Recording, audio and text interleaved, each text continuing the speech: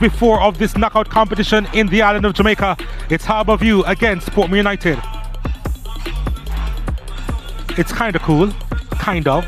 29 degrees Celsius, 70% the humidity, and it's partly cloudy at the moment. We had a bit of a drizzle earlier on, and the wind is strong. Usually is here at the National Stadium East Field at 27 kilometers per hour. So this is where we are at the semi-final stage, Harbour View against Portmore United, and of course a little bit later on today we'll see Cavalier and Dunbeholden in action when these two teams meet at the semi-final stage. Based on the one evidence that we have from last season in the Jamaica Premier League, it's usually a classic.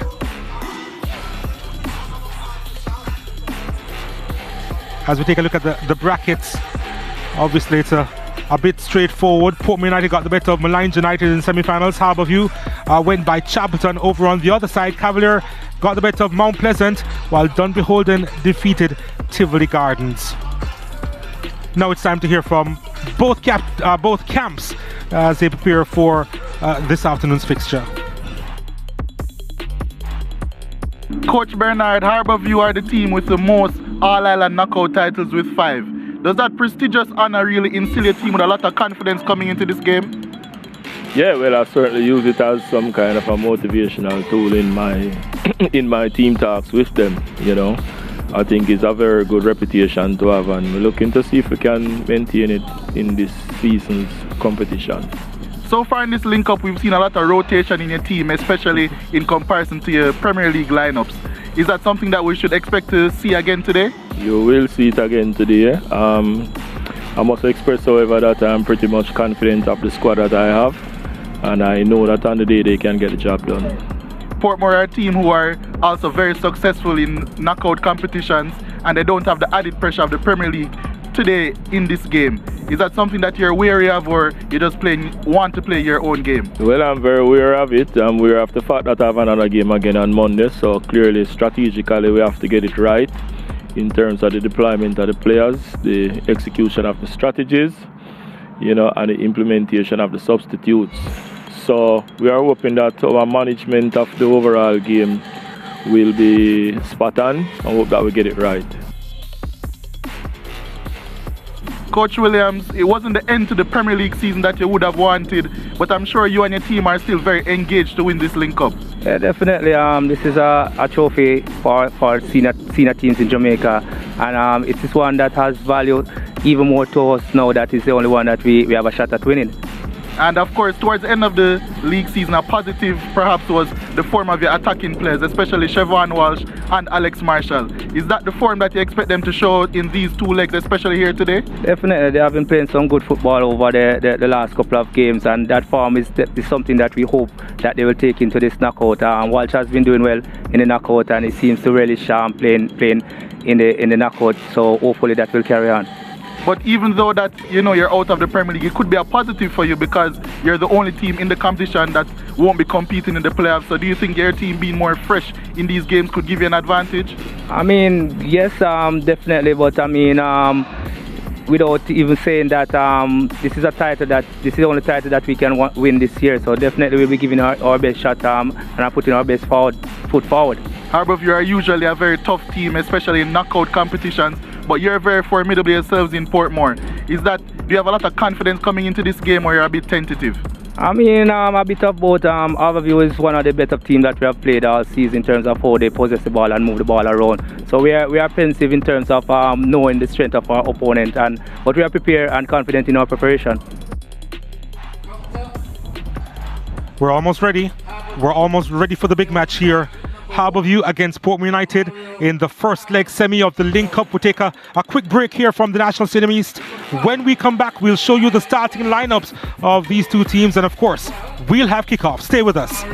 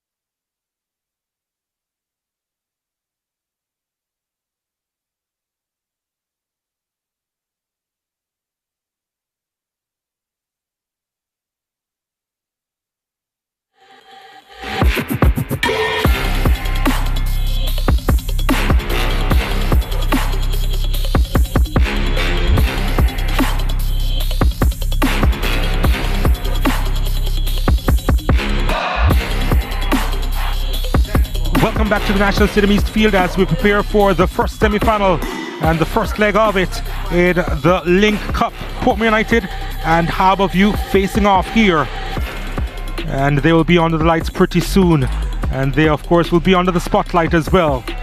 They always come to the party when they face off in knockout football, and I'm sure that this will be no different as we stand by to take a look at the players to watch. Tristate Daly of Harbour, he's going to be playing striker under the lights here.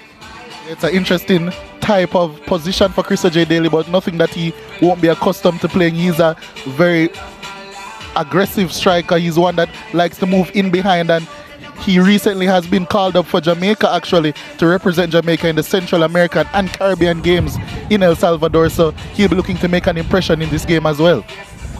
The other player to look forward to seeing his plies wears of course Alex Marshall.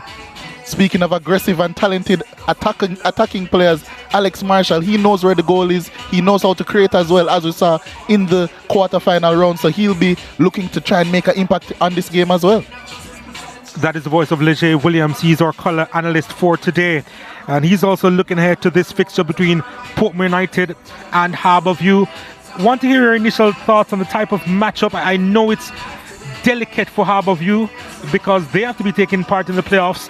For Portmore United, this is all they're playing for. Yeah, it'll be very intriguing to see how Harbour decides to take on this game. They have rotated their squad somewhat, and as you mentioned, Portmore, this is all they have to play for, so they'll be going all out, but it's not in their nature to go gun-ho, especially in these type of games, in these big games. So I think in the first half, especially when Portmore tend to start a little bit slow, that was their undoing towards the end of the Premier League season. They tend to start slow, so I think in the first half especially, it will be both teams trying to feel each other out, and then maybe in the second half we'll see a little bit more of an attacking explosion. But you know, I still think it's going to be a really intriguing game. I still think we have a lot of quality on show for both teams, a lot of good coaching as well, so I hope and I really think this game won't disappoint either. Yeah, Philip Williams there, of course, the head coach of Portmore United, and he's hoping to win silverware. They had a pretty pedestrian start to the Jamaica Premier League season in particular, and they drew quite a number of games, and in the end you can say that they probably drew one too many.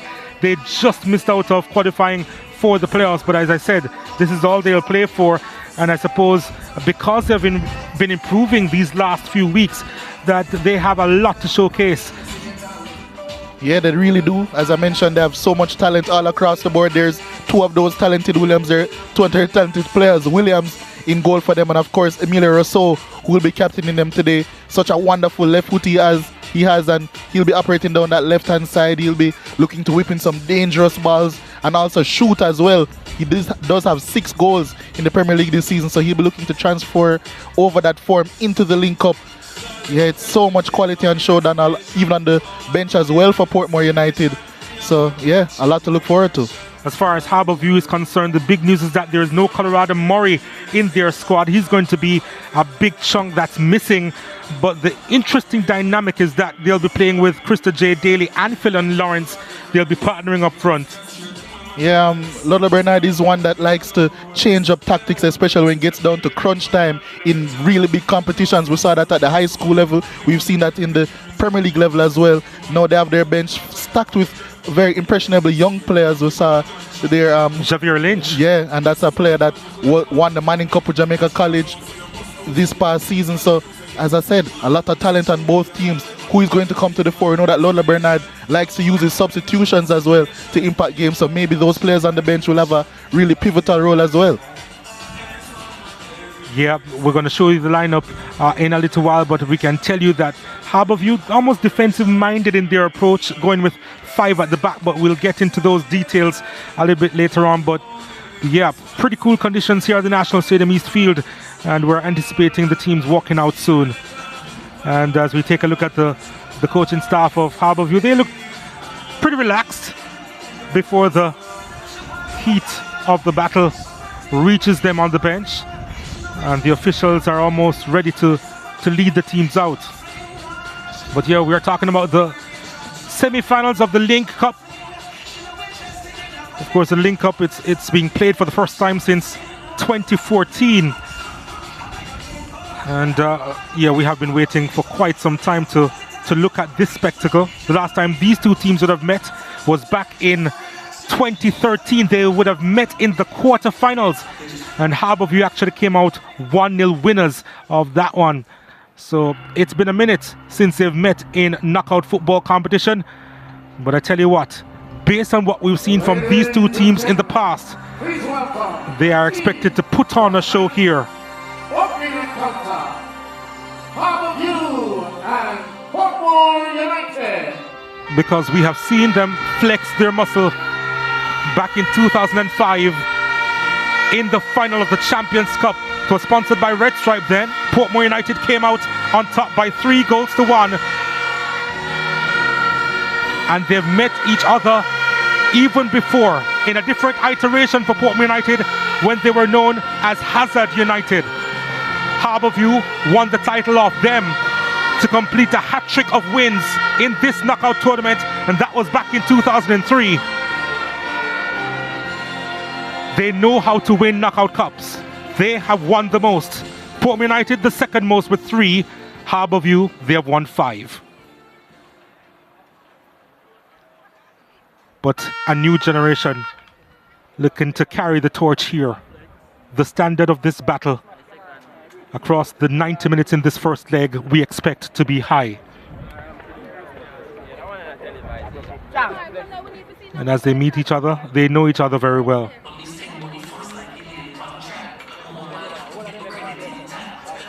Harbourview in their typical blue and yellow outfit. Portmore United, white and blue. Ryan Wellington is a former Portmore United player. He's the captain of Harbourview these days. Emilia Rousseau, of course, the captain of Portmore United on the right. Odell Hamilton will be the official in charge. Stephanie Dale, Yusing and Keon Denton will assist her. Stefan Dua is the 4th official.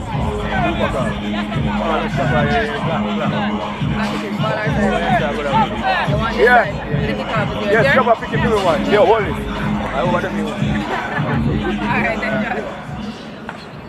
Well, we're starting off this battle with smiles.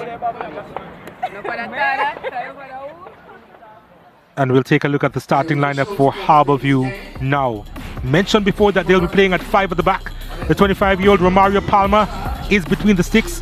Harding on the left, Staple on the right. 3 centre-backs in Wellington, the captain Breckenridge, and Dyer. In the middle of the park, Kasim Priestley and Gavin Burton. Behind Jashawn Anglin, who will be playing behind the strikers, Krista J. Daly and Philon Lawrence. Yeah, of course, you mentioned those 2 young attacking players, Lawrence and Krista J. Daly up top. They'll be looking to make an impact immediately, try and get on the ball as much as possible and make some dangerous things happen for Harbourview. For Portmore United in goal, Benjamin Williams. They'll play with 3 at the back, Gawain Austin, Rudolph Austin and Stephen Young. In the middle of the park, Emilia Rousseau will be on the left and Alvinus Miles will be on the right. Lester Joseph and Shaheen Rose will hold the middle of the park. And Lamar Walker will be playing behind the strikers Siobhan Walsh and Alex Marshall. Alex Marshall, of course, we know uber talented, but so too Siobhan Walsh. He has been in scintillating form towards the end of the season. 3 goals in the quarter-final round alone. So he'll be looking to extend his impressive form and continue firing Portmore United this time into the final of the Lynk Cup.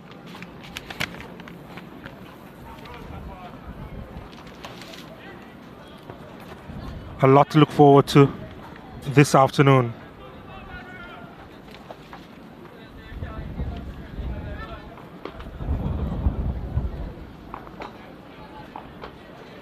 Odette Hamilton just making sure that everything is in place.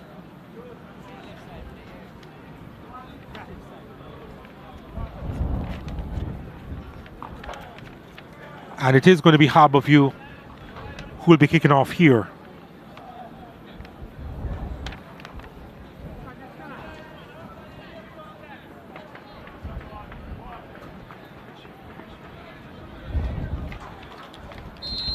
What will this first leg semi-final offer?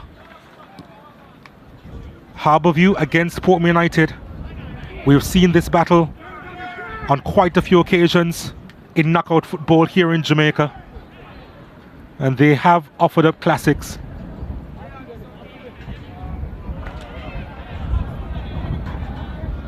It is a delicate situation for Harbourview. On Monday, they'll be taking part in the quarterfinals of the Jamaica Premier League. I will not be surprised if they play a little bit conservatively this afternoon. Yeah, although it's not necessarily in the mind or the usual psyche of London Bernard, I think in this game he may be just looking to survive this one, try and get a result out of it, and then try and push forward in the second leg. Or maybe you'll just try to end it here and be more comfortable in the quarterfinal of the Jamaica Premier League. Either one is pretty good, right? Portmore won't make it that easy for them, however. Because they'll be freshest or most fresh in this first leg. I think the freshness would more come into play in the second leg when they won't have a game to play on Monday, because both of these teams have had the same amount of rest coming into this one. But of course, all the legs in that Portmore backline. Saw Rudolph Austin on the ball there not too long ago.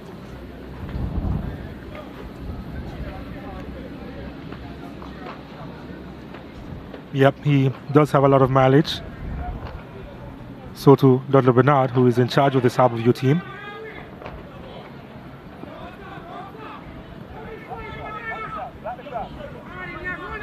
Walker looking for options here. Marshall is waiting inside the area.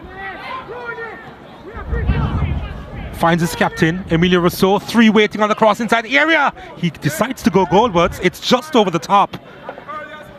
And I'm not sure how deliberate that one was from the Portmore United captain. There is a heavy breeze around the stadium here today. Palmer and the Harbourview goal was a little bit unsure. Thankfully for him, it went over the bar. It is blowing in the direction of Portmore United and where they are kicking towards. So it is going to be interesting to see how they'd be able to utilize that. But some claim that that is an advantage when the breeze is behind you. Philip Williams is the man in charge of this Portmore United unit.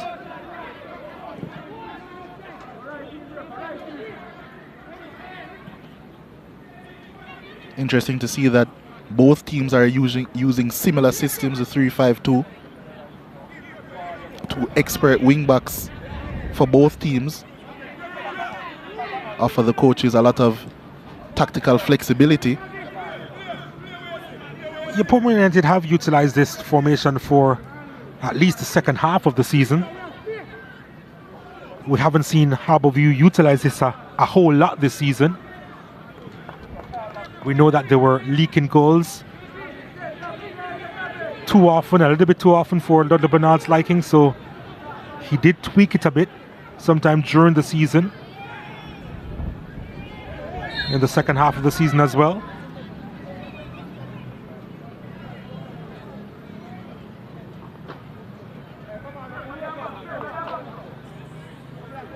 The wingbacks, of course, require a lot of running, as we see the challenge coming in from Rose.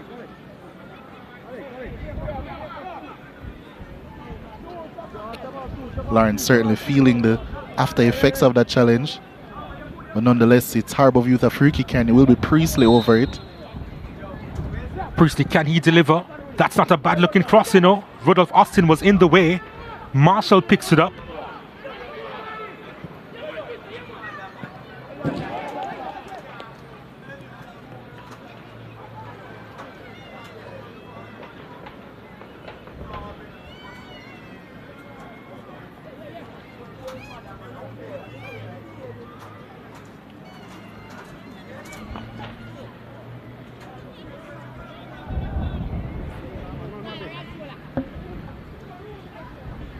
Well, they are in the attacking third now, Harbourview. Lawrence.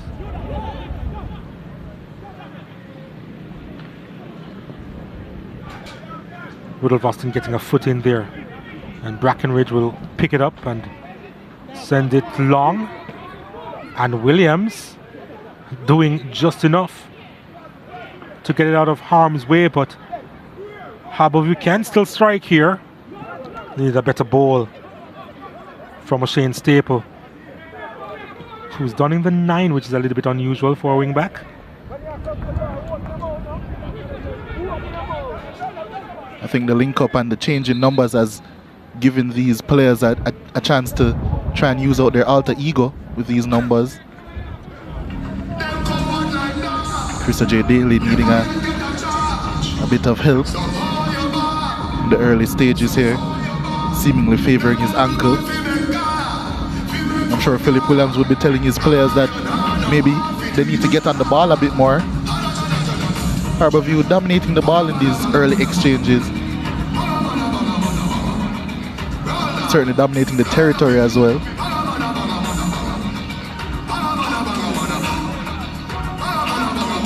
Yeah, just the one chance we've seen so far. And was a half chance really, Emilia Rousseau. Maybe just a mistime cross that was, as we see the trouble that Benjamin Williams almost got in. Tristate Daly didn't come off best on that occasion as he collided with the big man, Rudolph Austin. Already seeing two goalkeepers, both the goalkeepers unsure about some crosses coming in. Maybe that will be a factor in the latter parts of the game as well as the game goes on.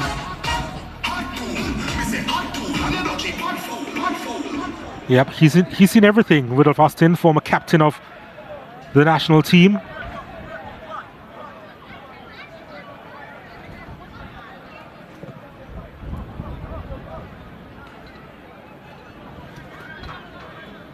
Yeah, has captained the Reggae Boys in a Gold Cup final.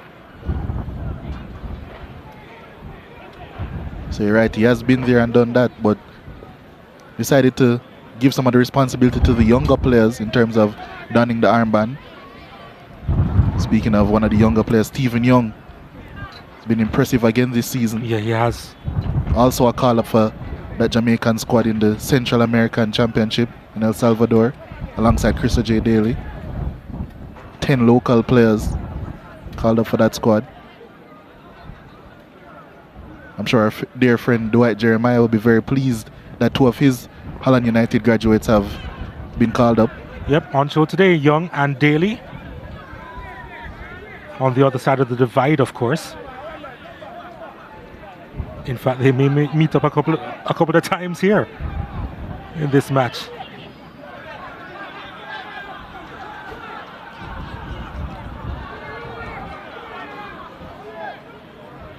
Priestley deciding to go long into the breeze. Couldn't quite find Staple. Daly. Angling. Gets return from Daly and he couldn't quite gather that one well. Dragging that one wide. Playing much higher than he usually does. Angling usually likes to operate in the deeper regions of the midfield. Playing in behind the two strikers today in the 3-5-2 system. Does have a good creative pass on him, does have a good shot on him. Didn't give as much evidence of it on that occasion, but does have some usefulness in that attacking midfield position. Which is a bit of an understatement there, Leger. A bit. He's done in the number 7 after all, Sean Anglin, so you'd speak about alter ego. He's been wearing that number 7 for quite some time.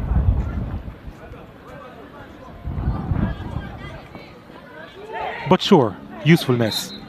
Lamar Walker clipped, free kick to Portmore United. Yeah, he's looked bright so far in this game, Lamar Walker, whenever he has gotten the ball at his feet.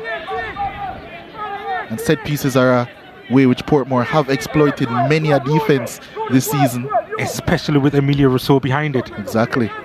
And especially with the big man Siobhan Walsh in the box as well. Exactly. There are about 6 players lined up on the edge. That wasn't the best delivery, but it wasn't the best clearance either. Throw into Portmore United. Rousseau may just go long here.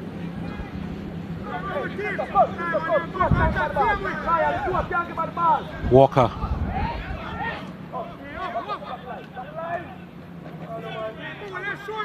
Rousseau again. Marshall running into space, but it was read well by Brackenridge. And that's a goal kick to Harbourview. He hasn't been able to get on the ball much in this game so far, Alex Marshall, if any at all. I'm sure Harbourview knows how dangerous he can be.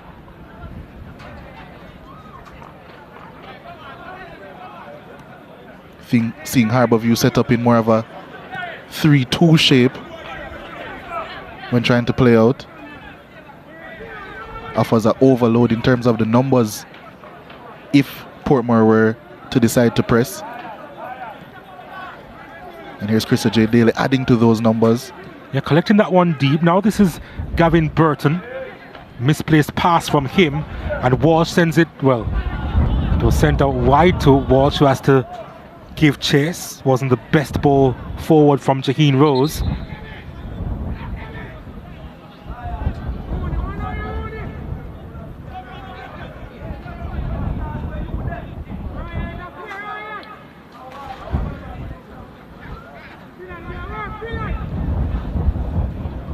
This game hasn't quite come together as yet. If you wanted any evidence of what you just said, that shot was it. But yeah, you're right. Both teams not infiltrating each defense like they would have wanted to.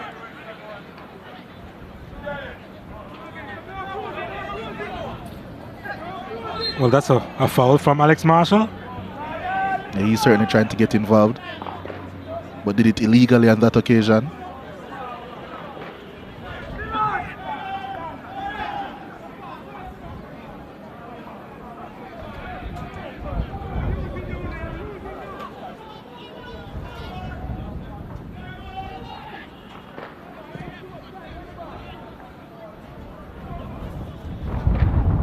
There's Wellington, a former Portmore man himself, scored 7 goals for Portmore United during his time there.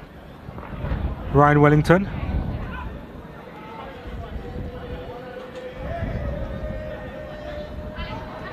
Daly gives it up.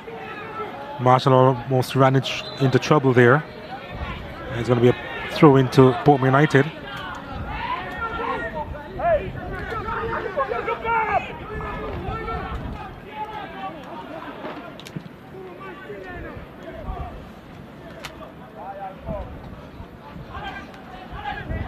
Well, that's a poor ball. Anglin was in the way of it.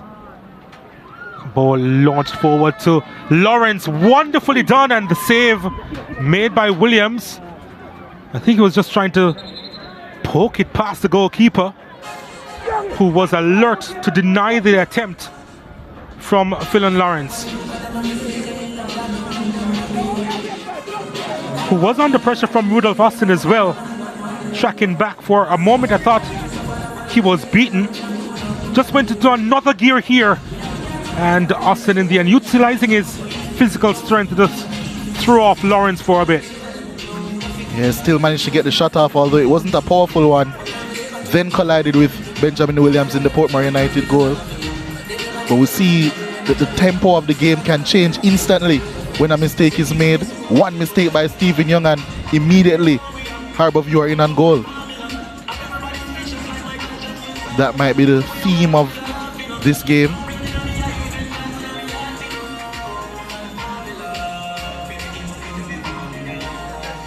I did mention before the game that Portmore tend to start games, especially lately, very slow. That was their undoing in certain games towards the end of the season. Think about the Waterhouse game, maybe the Humberland game as well. 2 games in which that they came from behind after going into the break 1-0 down. So I'm sure a message that Coach Philip Williams would have been reiterating in that dressing room is to start quick, and well, it's fair to say that they haven't been heeding those instructions so far, or maybe Harbourview been making it very difficult for them. Harbourview with the majority of the possession at the moment at 69%. Well, at least we know that they are not doing a lot of chasing.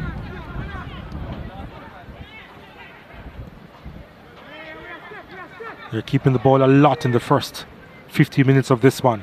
They have to do some defending now. The ball coming in. It's wonderful to Marshall. And he was under a little bit of pressure there. And it's put behind for a corner kick. But this one was whipped in well. And Marshall, didn't quite get there, did he? Brackenridge was the one who nodded it away. And it's a corner kick to Portmore United now. What can they do with this? 5 players inside the box waiting on this delivery. It's another good cross. And it's headed over the top from Stephen Young. Well, wow. 2 big opportunities there for Portmore United. And Young, I suggest, will be disappointed that that wasn't on target. Yeah, it didn't look like he knew too much about it, however, just jumped up. It looked as if it hit close to the back of his head. So he didn't really head it with any conviction, Stephen Young. But yeah, 2 good deliveries. 2 good invasions of space by the attacking players, but the attacking players couldn't get the right connection, if any, on those crosses. But that's a way in which Portmore can be very dangerous. Set pieces and crosses from wide. 2 very good crosses of the ball on either flank. Of course, Emilio Rousseau, but not to be outdone on the right-hand side. Also, Alvinus Myers. Yep, a utility player in his own right. Alvinus Myers scored a very brave header in the first leg of the quarter-final round. Myers playing in a more attacking position.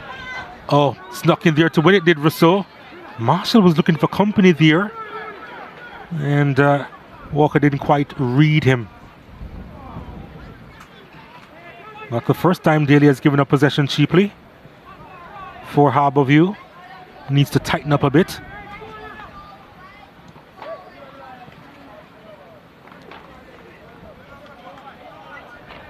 And Walsh couldn't find Rousseau on that occasion. We're seeing a common theme of Brackenridge, who has had a lot of experience at right back, stepping up onto those Portmore attackers, being much more aggressive than the other 2 defenders. Rose winning that one and winning it well. Marshall forced away from goal, and then the turn. Marshall on his left foot. We know he can drive it from distance. Joseph was trying to get in there as well for Portmore United, who will still continue to apply the pressure here. Rousseau on it. Back to Walker. Walker inside to Marshall. Marshall back to Lamar Walker. It's straight to the keeper. Portmore United, they're coming alive now. That's another chance. And Walker, well, looks as if he has come off that one worse for Weir. But again, a chance for Portmore United. Talk about instinctive associative play from very good footballers. Really good chance here for Portmore United. Really well worked as well.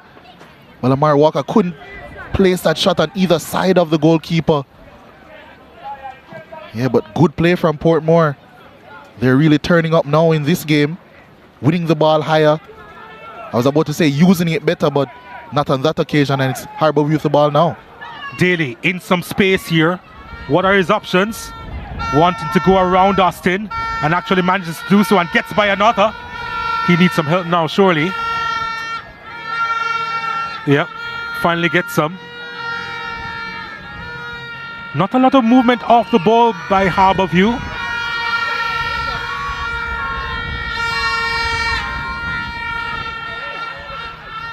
And it's a throw to Portmore United in the end. Try as he might, Daly was trying to keep it for himself for a while, but he had a little support in the attack in third. And in the end, the attack came to nothing.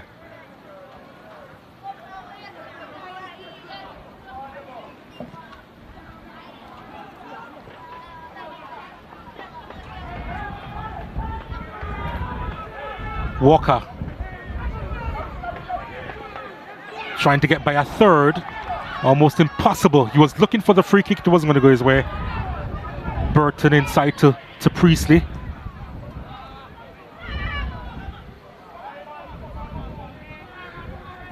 That pass was almost as shocking as his boots, Kasim Priestley.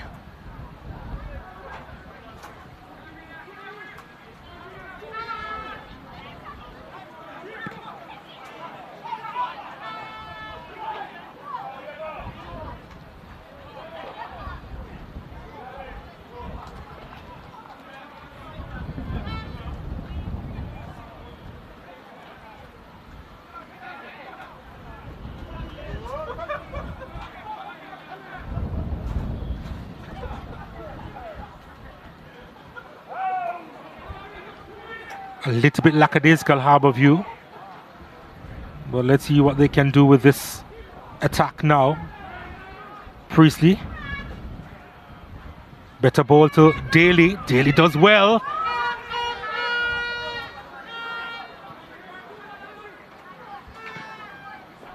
Game feels a little stretched. Marshall with the pace there will get to the end of this one.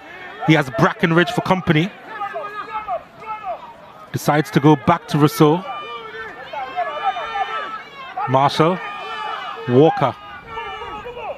These two expected to work miracles in tandem for Portmore United. Rose trying to stride forward, lost possession, and now angling. Daly has Rudolph Austin for company. Tried to flick that one inside. I don't think that was the right decision, you know. He almost moved wide of Austin out of fear. Yeah, I think he probably should have played that one across sooner. Fear is a strong word, but Rudolph Austin certainly puts some fear into the heart of attacking players when he's approaching them. They know that he's about to give them a ridiculously hard time.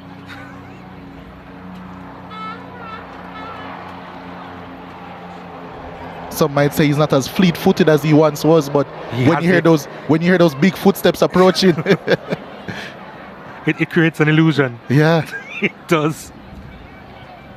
You know, when you're driving and it says objects may seem closer than they are. That's Austin in a nutshell. Yeah.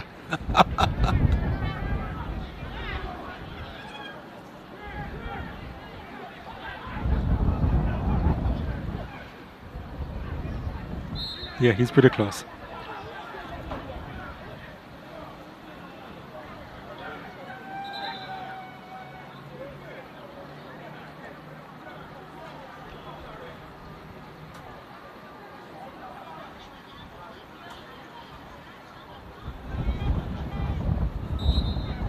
Opportunity for Harbour View. Priestley needs to get his passing right this afternoon. And challenge against Portmore United. Well, the free kick against Portmore United with Joseph with a challenge there. And Burton looks hurt.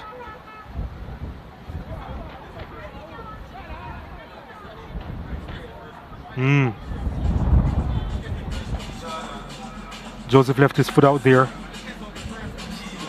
Burton knows what it's like to win a title or two, especially with Ludlow Bernard.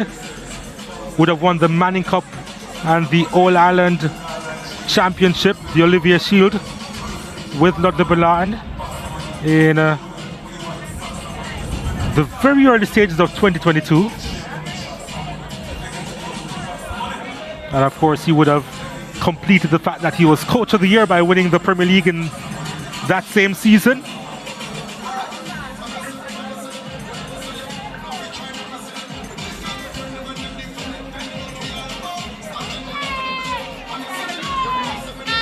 Harbour View, they do have their supporters, so to Portmore United.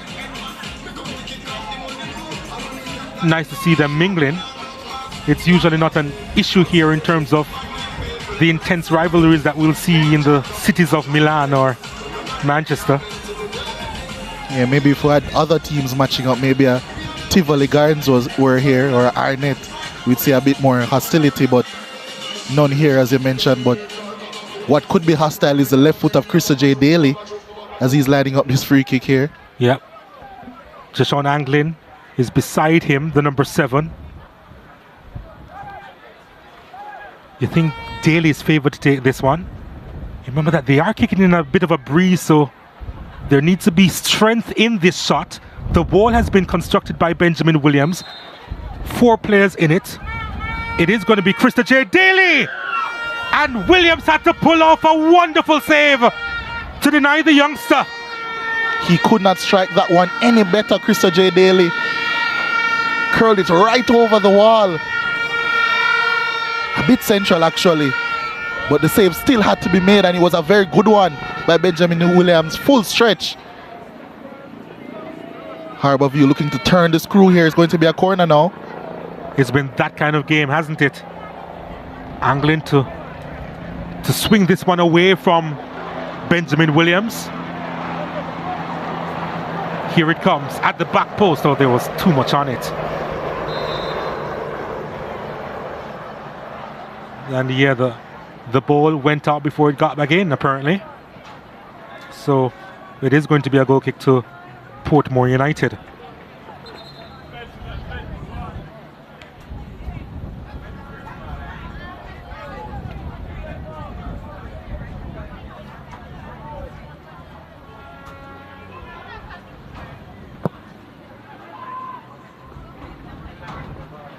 Lovely touch inside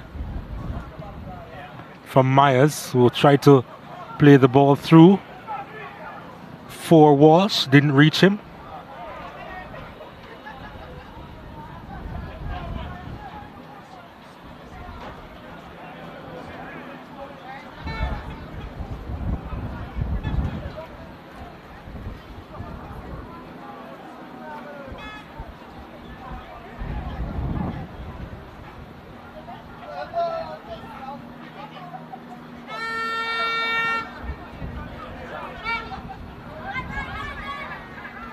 Came off Walsh like a brick wall on that occasion.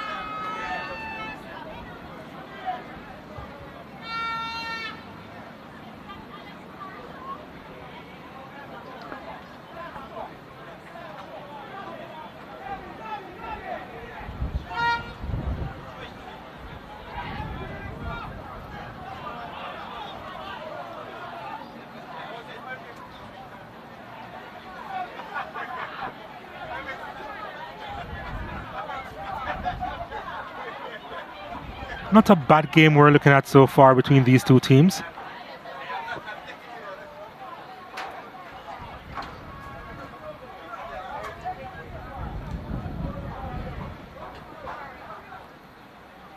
Brackenridge. Oh, Phil and Lawrence. Was he clipped from behind? Yes, according to referee Audit Hamilton. Gawain Austin, the guilty party there.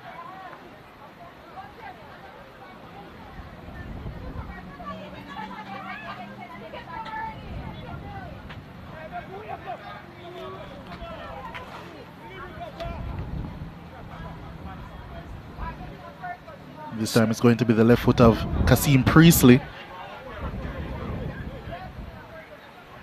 Yeah, I think he may just be provider for this one.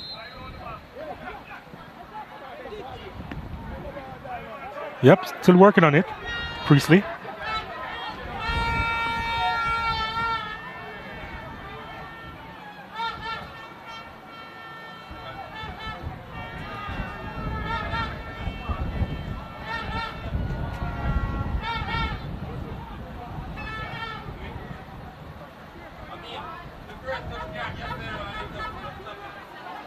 Young.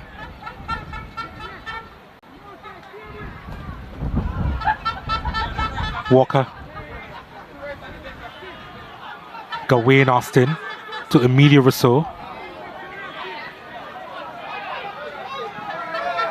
Marshall. Walker. Going the long route. Trying to get Marshall involved. Harbourview defending stubbornly. Referee says play on. It's Walsh! Oh! Off the woodwork and back into play. What a hit that was. I think Harbourview almost stopped because they expected a call in their favour. Walsh continued and he blasted that onto the woodwork. Romario Palmer in the Harbourview goal did not even see it. What a strike. My goodness. He hasn't been too involved, Siobhan Walsh. But he was frozen in time there. Yeah. We saw what he can do as soon as he gets even a piece of the ball. Warning shot. Maybe another one coming up. Walker looking for a ball out wide. Kept in play by Myers. This one didn't have a lot of power, that ball inside from Walker. He'll get there. Myers back to Lamar Walker. Young now into the fray. You'll have another opportunity here. Couldn't keep it in play.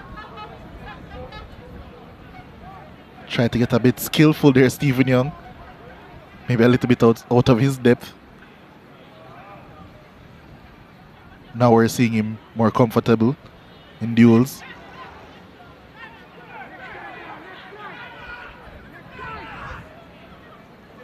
Harbourview have had a lot of the ball in this game, but it must be said it's Portmore who look much more menacing when going forward.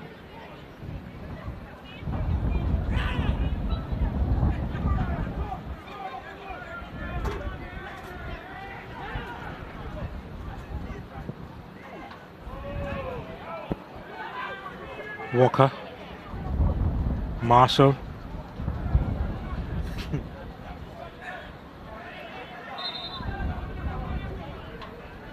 Marshall thinks he can get the better of most defenders. And to be fair, he has very good reason to think that.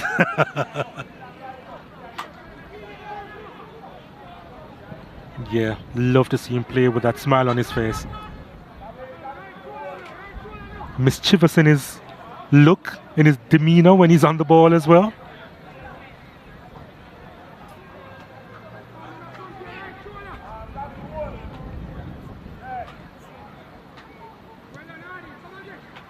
He's got there. He has company. And there it is. Walsh, the poacher that he is since he's been involved with this Portmore United team in the second half of this season, was there to put that one away. Where was the Harbourview defense on that occasion? Portmore United, they don't mind it. They just managed to put that one across the line, and it's 1-0. That ball broke for Portmore United in an advantageous position. And who else was there to sweep it home? It was a deft touch. Palmer also got a touch, but a deft touch was all it needed. Siobhan Walsh, he has been on fire, and he's continued to burn. And he has burned Harbourview to give Portmore United the lead in this one. In the 33rd minute, it's Portmore United 1, Harbourview 0. It was coming. It was coming for a while. And Portmore United, they have the advantage.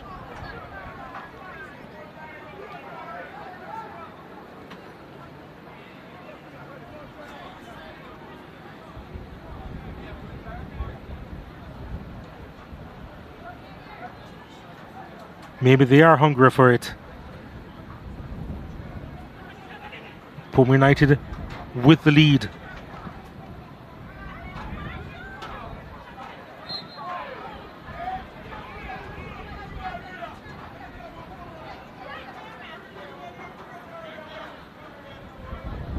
Couldn't explain what happened at the back there for Harbourview. It broke for Portmore really advantageously, it must be said. Alvinus Myers, who has been a threat down that right hand side, here he is again. Yep. But once it broke for him, it was a really good cross to pick out Walsh, who of course was in the right position. He usually is. He knows how to make those runs inside the box. Harding skips by one challenge. Daly again has Austin for company.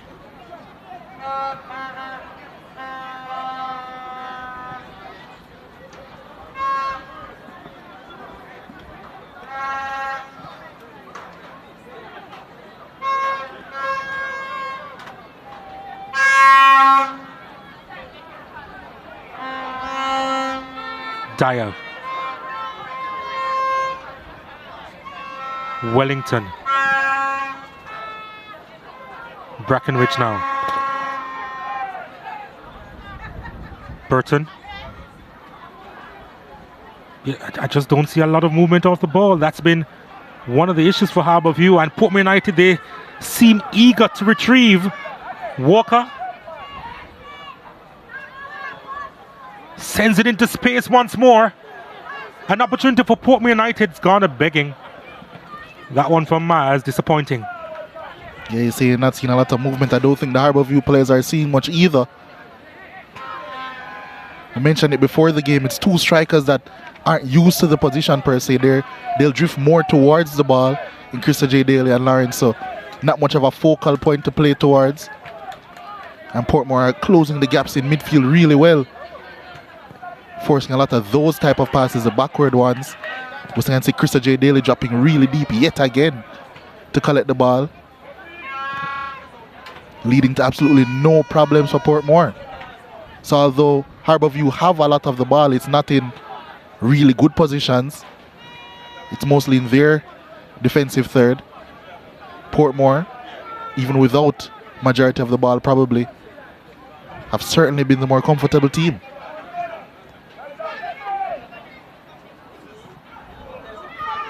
Staple.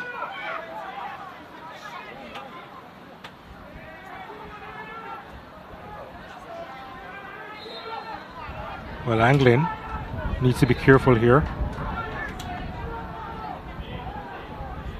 Getting a word from referee Hamilton.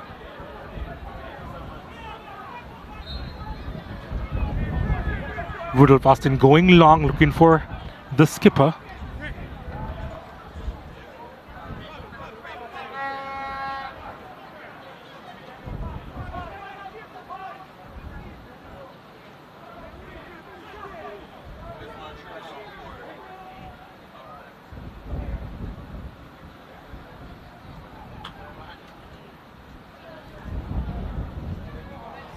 Harding lost it. Walker has it.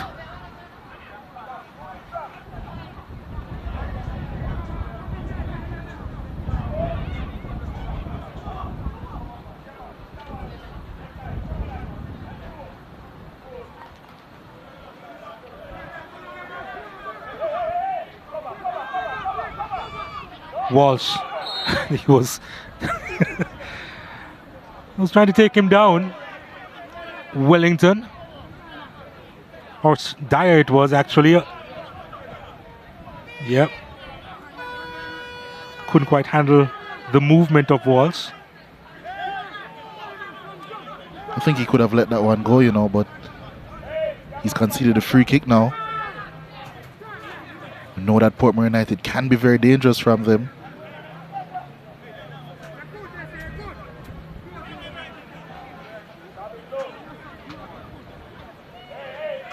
Five players in the box, one right outside. Lamar Walker, Russell over the ball. Steve Young right in front of the goalkeeper. Well, the two-man wall set up by Harbourview. Portmore United looking for the opportunity to get a second goal here. And it's a well-worked trick from off the training ground, but Marshall couldn't keep the shot down. Yeah, that was a chance, you know. Especially for someone like Alex Marshall. Ended up blazing that one over. Portmore inventive with that set piece.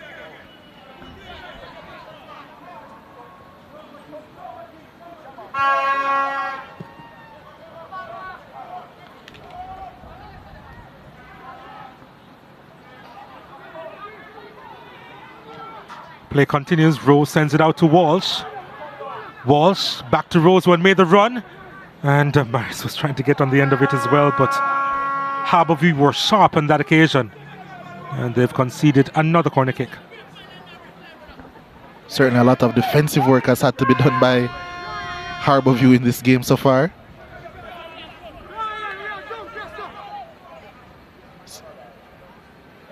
Another corner here for Portmore.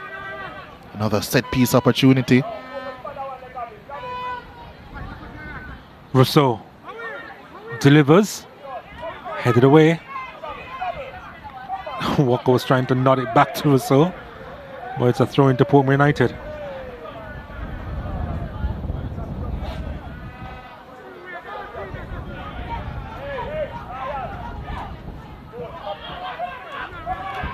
Gawain Austin. Myers.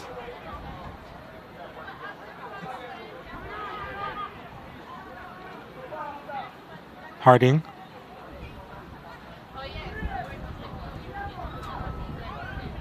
Lawrence.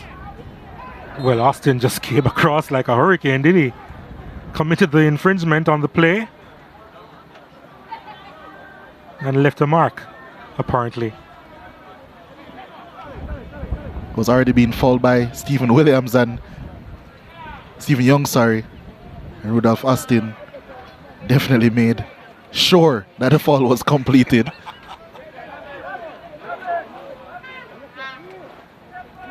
And we'll be angling over this one.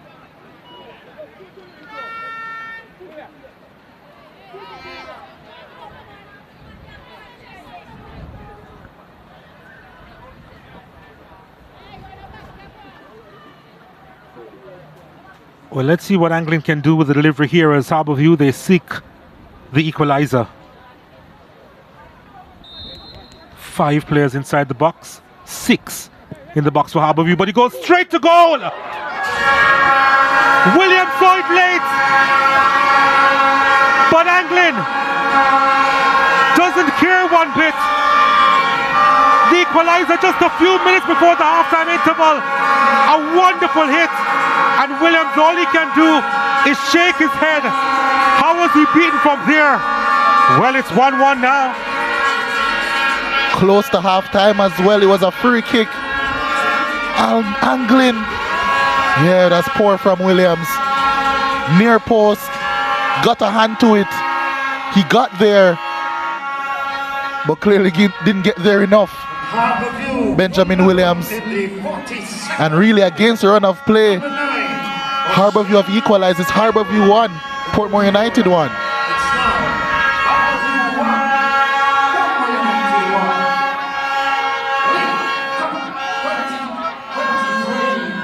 Well, back to where we started. And maybe this will just shake things up a bit from a Harbourview standpoint. They have been making some silly mistakes at the back, Harbourview.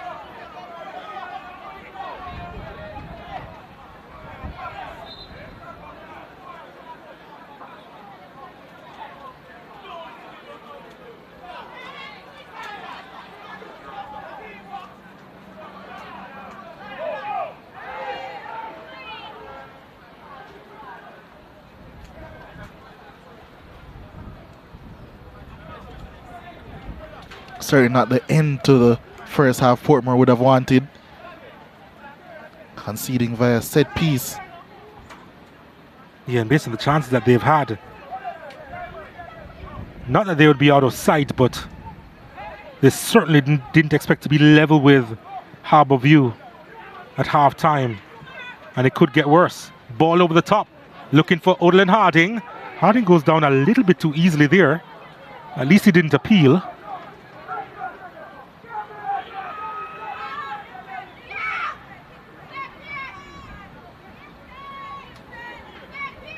Dyer under pressure from Marshall. Correction to the goal scorer. Goal scorer number 7, indeed, Jashawn Anglin in the 42nd minute.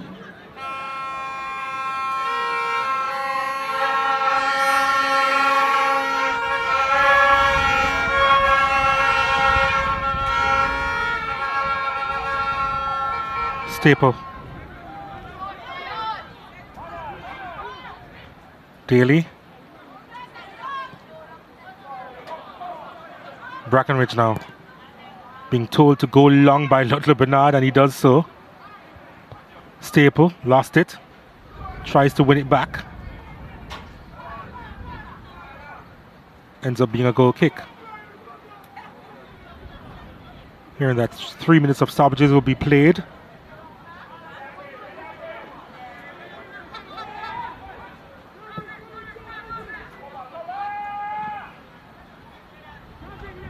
Marshall touches it out wide to Myers. He has some space to work with. Myers.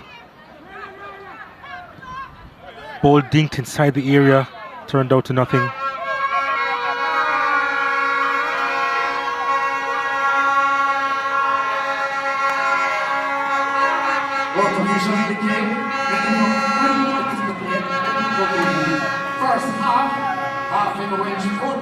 Rousseau plays it in to Walsh.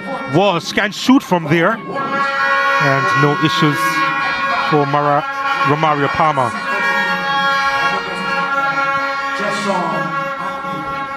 So, playing into added time in the first half. Harbour View 1, Portmore United. Brackenridge. Oh, lovely touch inside. Daly. And it's Harding! Oh, he's brought down surely. Penalty, according to Honey Hamilton. Just a couple minutes before we said that he went down easily. But this time he was properly clipped by Benjamin Williams, and there was no hesitation from referee Hamilton. He did come out like an axe. And he certainly cut down Harding. Benjamin Williams, the last 5 minutes he's gone haywire. And I mean that in the most negative sense. First letting in the free kick, and then a foolish tackle. He actually had the audacity to get up and say he didn't touch him, you know. Wow. And just like that, Harbour View have a surefire way to not only get back into the game, but to take the lead. Wow. Gifts. They've been handed gifts. They weren't cohesive in their transition as they moved into the different thirds. Got an equalizer with a free kick, and they may go ahead thanks to a penalty that was clear cut. And even Rudolph Austin knew it. And you know, usually from those there's a little bit of, oh, I'm not sure if he touched him, you know. He left nothing up to chance. Wow. Now who's going to take it for the Stars of the East? Krista J. Daly has it in his hand, and Williams is probably doing his endeavor best to intimidate him. And he's taking his time to go back. Benjamin Williams. Yeah, at this point I think he should just stay on his line.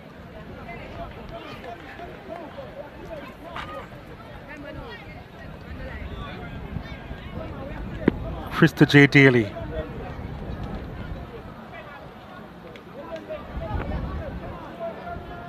An opportunity for the Stars of the East to go ahead in this first leg semi-final. Daly scores. 2-1 to Harbour View on the stroke of half-time. Williams distraught. And Harbour View, they're the ones getting gifts here at the St. East Field, and they have come from behind to lead at the interval. Krista J. Daly, he set it up, he set up the chance, and despite Benjamin Williams' best efforts, that penalty had no saving. And just like that, in the space of around 5 to 6 minutes, Harbour View have completely turned this game on its head. And just like that, it is Harbour View 2, Portmore United 1, and it's half-time.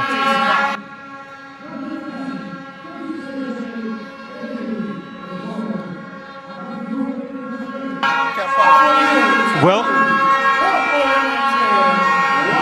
Portmore United, they did a lot of the running. They had a lot of the chances. They went into the lead. But Harbour View in the end showed resolve, took the opportunities that were handed to them, and they have the lead after 45 minutes, 2-1.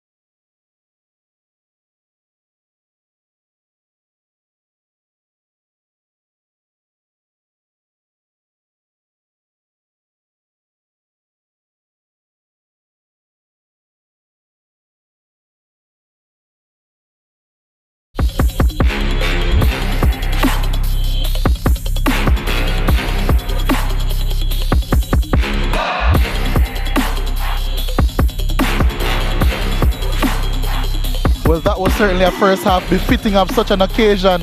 The Lynk Cup semi-final first leg, Harbourview 2, Portmore 1.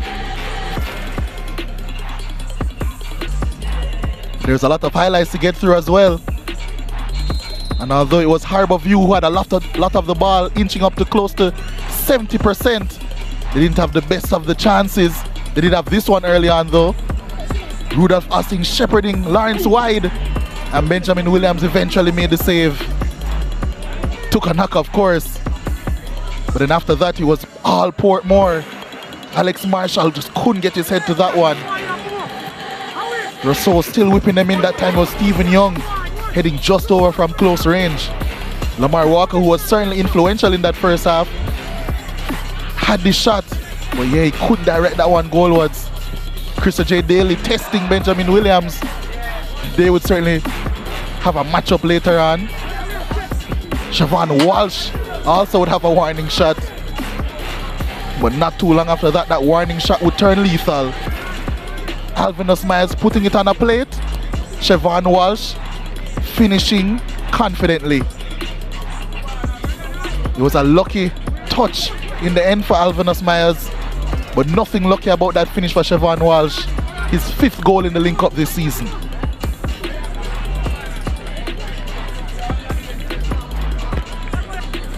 Portmore really were racking up the chances, racking up the pressure at this point. But then he was angling, just Sean angling. Benjamin Williams. What a mistake. And he really gifted Harbourview away back into this game. But that wasn't going to be his only gift of the first half. Here was the second. Krista J. Daly playing through for Harding. And Benjamin Williams said, okay, here's a penalty. And Krista J. Daly certainly obliged. Tested him with a free kick. Passed with the penalty. It's 2-1 for Harbourview. Benjamin Williams disappointed. First half statistics, it was a very active one. 13 shots between both teams, but just to show the domination that Portmore had, they had 9 of them. Both teams though with 3 on target, and Harbourview much more clinical with theirs. 2-1 up, of course. 9 fouls between both teams, no yellow cards, no red cards, so nothing too ill-tempered so far, no offsides either. 2 corners for Portmore, 1 for Harbourview. 2 saves have had to be made by Palmer in the Harbourview goal, 1 for Williams in the Portmore United goal. Harbourview still dominating possession with 55%. The Portmore United's 45%. And that possession in the end has told, because they're now 2-1 up over Portmore United. And we'll be coming up with the second half after this break. A lot of link-up action still to come.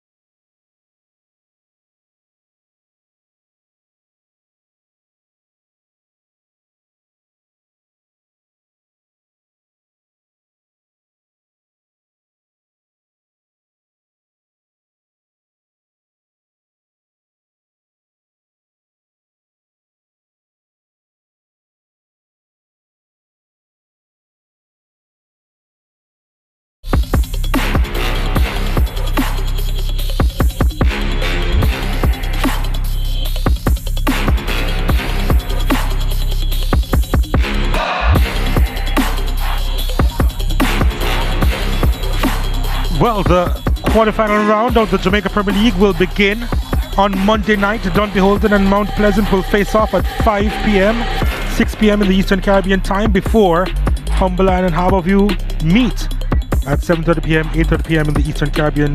That's the first leg quarterfinals of the Jamaica Premier League on Sportsmax 2. Back here at the National Stadium Eastfield, Harbourview, they have found themselves in front here in the first leg semi-final of the Lynk Cup.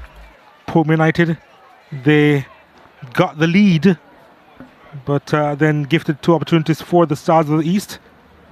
One via free kick, went right through Benjamin Williams, and Williams brought down Odlin Harding just before the halftime interval, and the penalty was converted by Krista J. Daly. So, second half, just about to get underway here.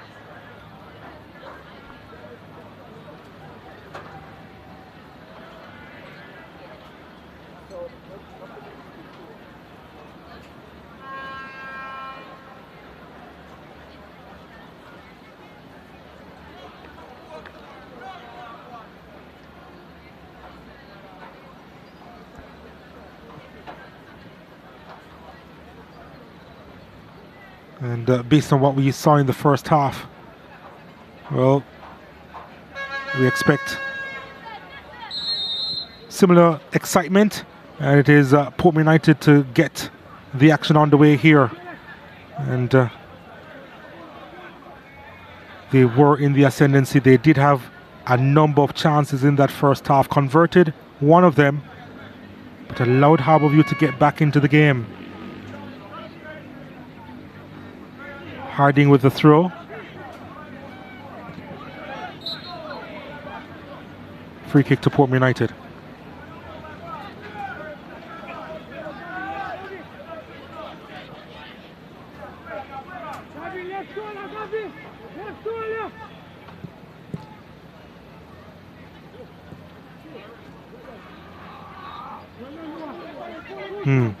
Had to be careful there, Priestley.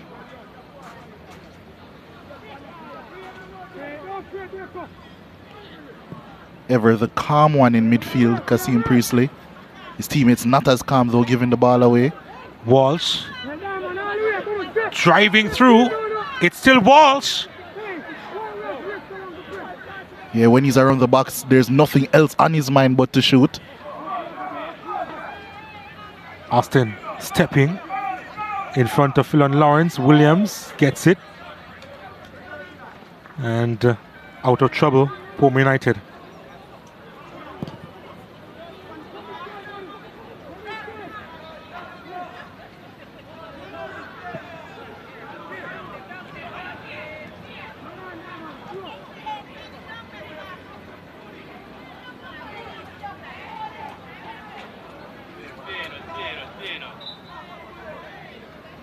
Tried to get himself out of that situation there, angling. And a foul coming in now from Ryan Wellington on Alex Marshall.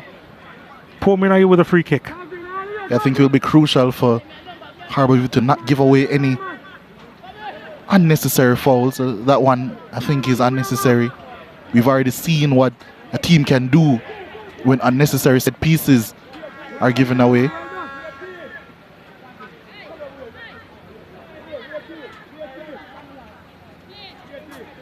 Lester Joseph to whip this one in. Yep, 5 players to aim for. And Dyer heading it away back to Joseph. Oh, nicely done by Rose, trying to get by a second player. Don't think that was necessary after doing good work initially. And now Burton trying to spread the play. Collected by Daly. Oh, lovely stuff to Staple. Just one to aim for. He was expecting Lawrence to make a run inside the 6-yard box. A hand of apology from Lawrence. It was a wonderful cross in the end from Staple. Nothing we're not accustomed to, and speaking of something that we are usually accustomed to, what skill that was by Krista J. Daly. First controlling with his back and then the lovely back heel Felt as if we were transported to the favelas for a second there.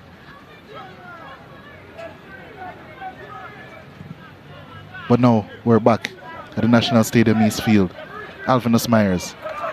He has lost it. Harding trying to get that one inside the box. Lawrence picks it up. Angling back to Harding with some space to operate in. Just the one player to aim for inside the box. And that's Daly. He's found him. Where is the support? Portmore United, their defenders now at 6s and 7s. And it's a throw-in over on the far side for the Stars of the East. Yeah, Portmore United look completely discombobulated. I saw when Harding was through there, people were saying, hey, he's free. Why not just go to the man? He did. But surely they needed more support inside the box. Long throw inside. Fortunate in the end.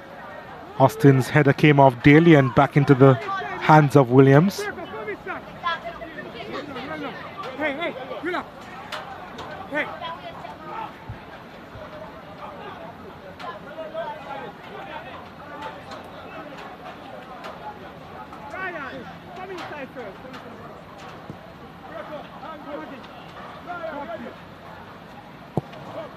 Dyer goes long.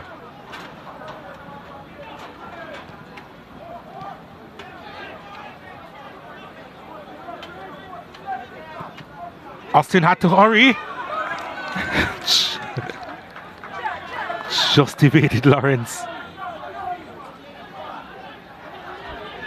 Can see a much more aggressive press from Harbour View to start the second half. Clearly sensing danger. Phil and Lawrence offside there. But you're clearly sensing a bit of uncertainty around that Portmore United back line.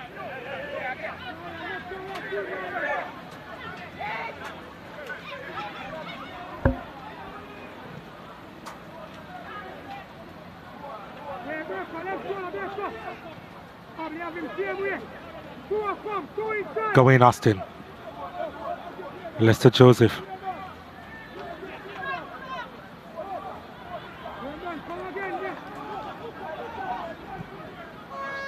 Bringing Stephen Young into play now. Rose, back to Young. Too much on it.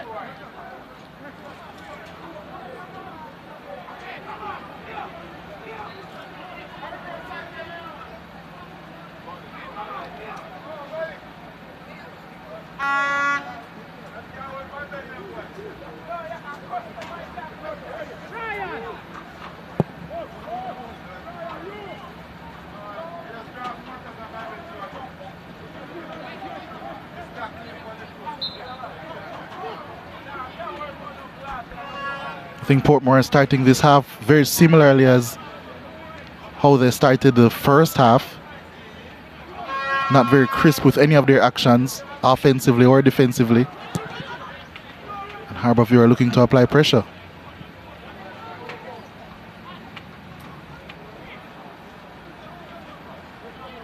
Nicely done from Daly.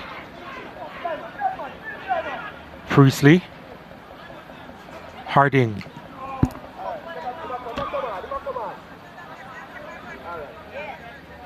And that's gone into the touch. Harding with the throw.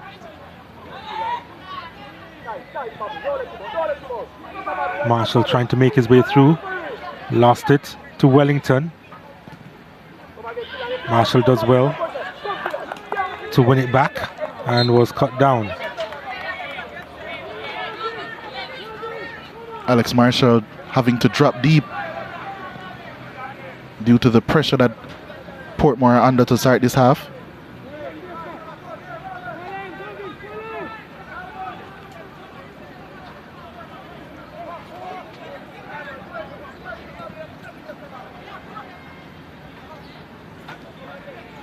Young. Marshall. Trying to thread that one through. Yeah, that one was a bit telegraphed, however.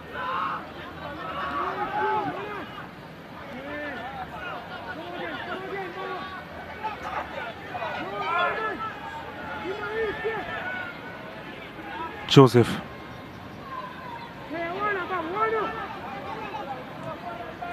I think we're seeing a little bit of a reversal of roles in the second half as well. Portmore, the team dominating the ball. Harbourview looking to stop the flow. Walsh. Young has it. Myers trying to get Marshall into the thick of things.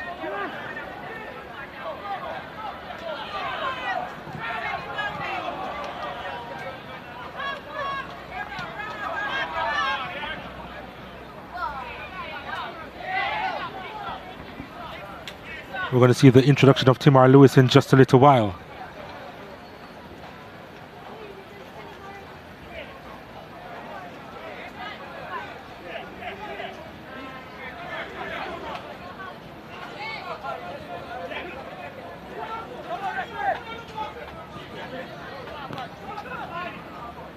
Harding.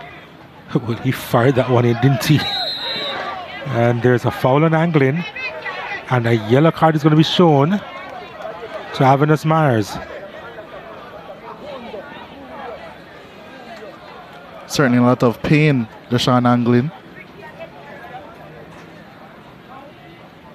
First yellow card of the game there shown to Alvinus Myers.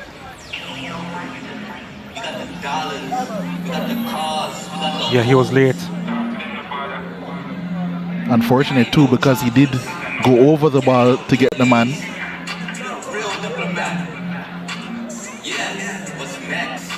Just confirming the yellow card shown to Myers.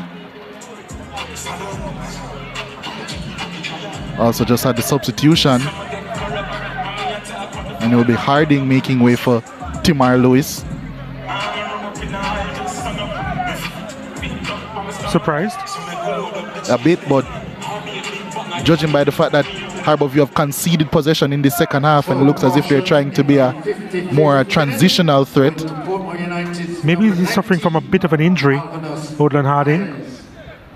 Or maybe it's with the quarterfinal on Monday in mind. Or both. Has to do a lot of work in that wing-back position. I assume that maybe he will be more of an orthodox fullback in their next game. Well, he's on the field and into the action. Timar Lewis, he may be the provider of this cross. Anglin has picked himself up to also be there. But Anglin sends it inside. Portmore defenders were fooled a bit by that one. Handled ball from Walsh. Yeah, a bit of a trick there of Borussia Dortmund fame. You saw them execute that one to perfection a few years ago. Copied since.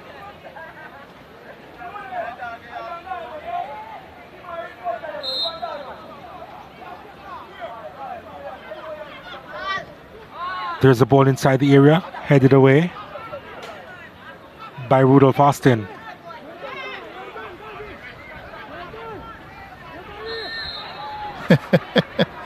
By any means necessary from Brackenridge and Siobhan Walsh.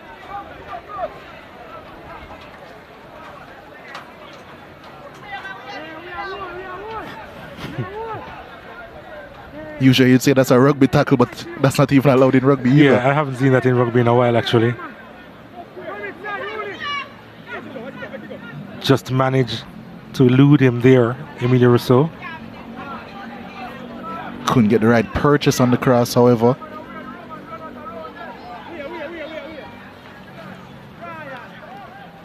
Portmore certainly haven't looked at their fluent best so far in this second half.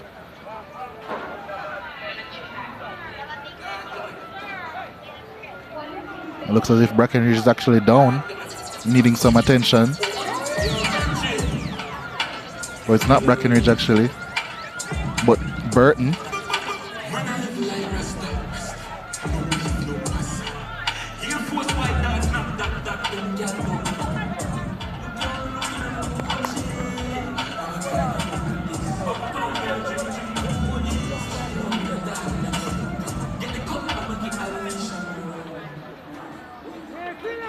Not a lot of action so far in the second half.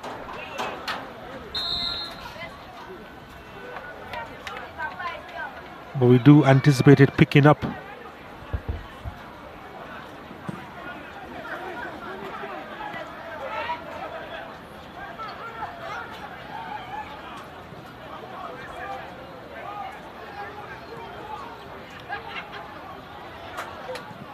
Gawain Austin. Emilio Rousseau now. Lamar Walker on it.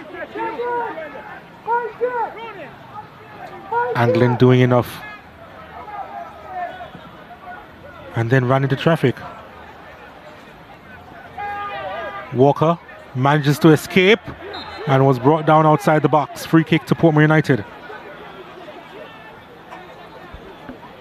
Similar area where Anglin scored from in the first half.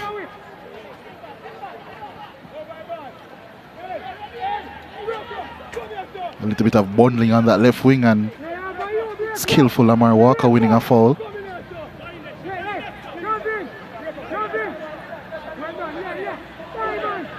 But unlike Harbour View, Portmore won't be lining up a shot. It will be a delivery from Rousseau. Yep. With the left foot he has. Best to be provider over this set piece.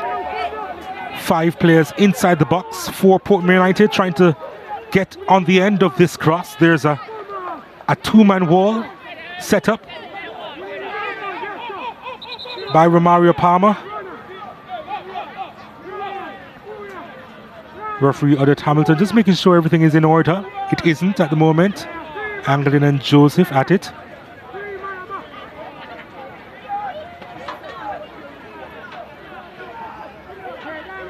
An amicable discussion, it seems.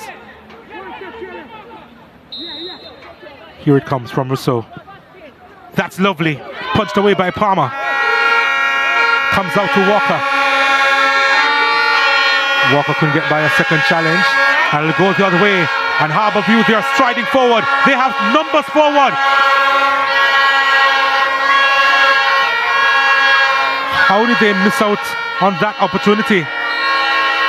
How did they kill the momentum 3 against 1 on that occasion? Yeah, it wasn't the best passing in there. I think it was by Timar Lewis who was striding away. Portmore putting a lot of people forward for the free kick. Lamar Walker tried to make something happen. Couldn't. But at the very least, they have gotten a free kick out of that situation. This one sent inside the area and it's headed away. Not with a lot of conviction. They have the corner kick. Yeah, certainly not the direction that Austin of the Gawain variety wanted to head that one.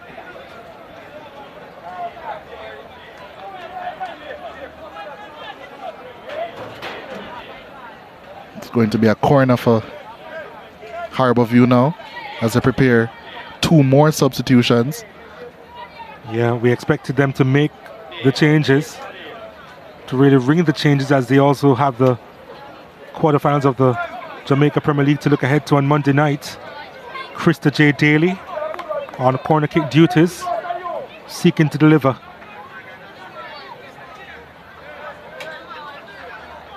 Here it comes. Comes out to Anglin. His shot is blocked. Hopeful ball over the top. Miscued. It's with Walsh. Can he finish? Of course he can!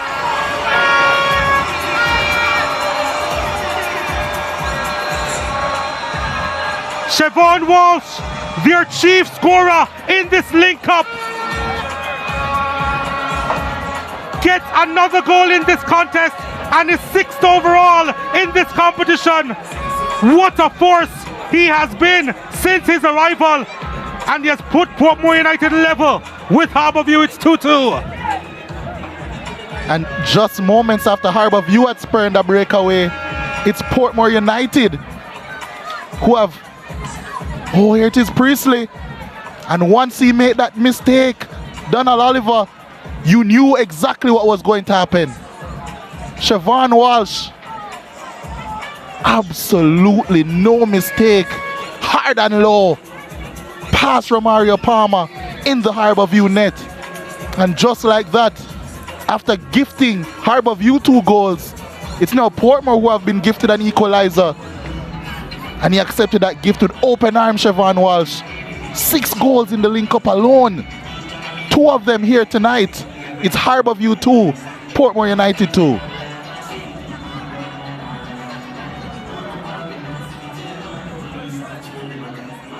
Well, Priestley is going to be taken off.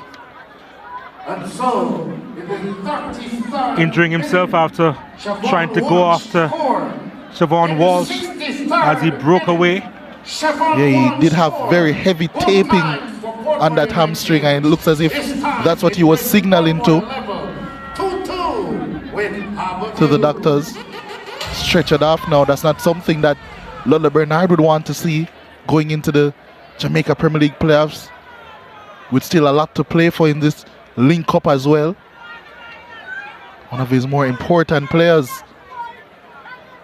Kassim Priestley. No pun intended, the diamond of that Harbourview midfield.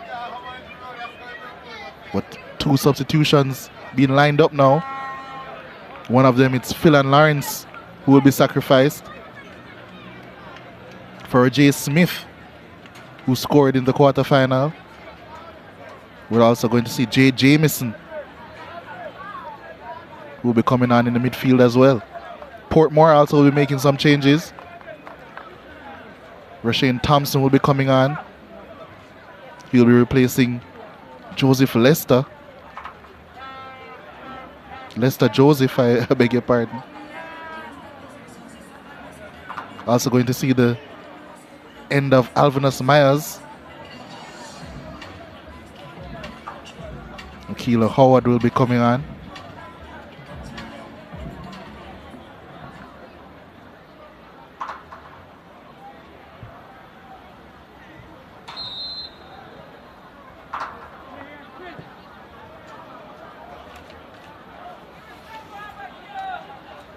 So both teams bringing the changes here. How will the dynamic change? Lamar Walker on it. Looking to run at defenders. Substitution in the 66th minute for Harbourview. Out came number 21, Philip Lawrence. He was replaced by number 16, Roger Smith. And number Portmore United. The cross from Rousseau. He was replaced by number 20. Not the best. Jameson. While for Portmore United, Just to confirm the Jameson on for Priestley substitution. Fios, he was replaced by number 3, Howard O'Keefe. While number 20, Jaheem Rose, was replaced by number 22, Roshane Thompson. With O'Keefe Howard, number 3, and Roshane Thompson, Harbourview. number 22. The Lewis looking for Daly. And you could see him winding up to unleash there, Jameson. Yeah, there was nothing else on his mind, despite all of the obstacles, including distance in his way.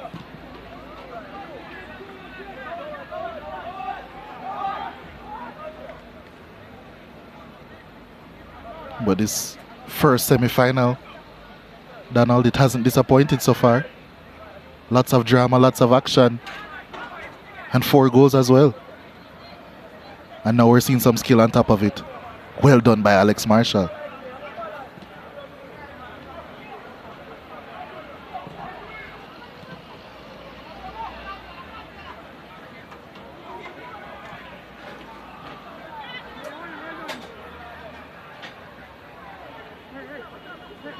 Yep, it was always going to be difficult to separate these 2 teams.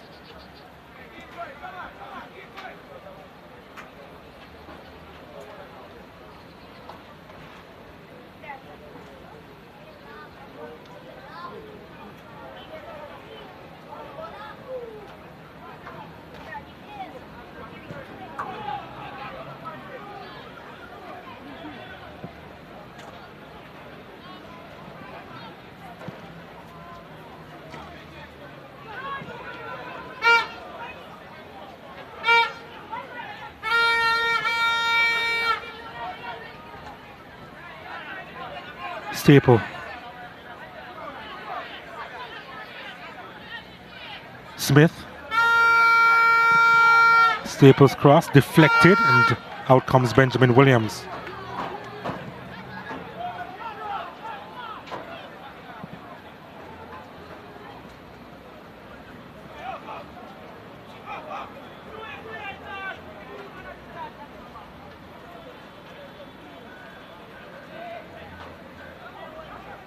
Dudley Bernard there pondering his next move.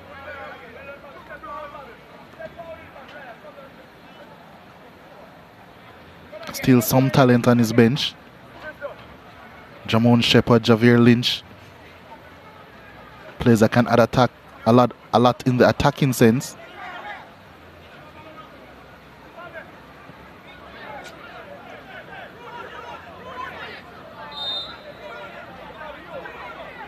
Saper now has to be deployed on the left-hand side, as Okilo Howard is operating on the right for the Stars of the East.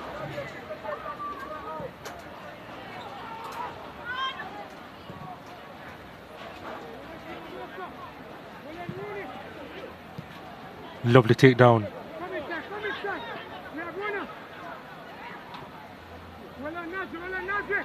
Rousseau's ball inside. It's a good one, you know. And there's a whistle on the play. It was Akila Howard stealing in at that back post.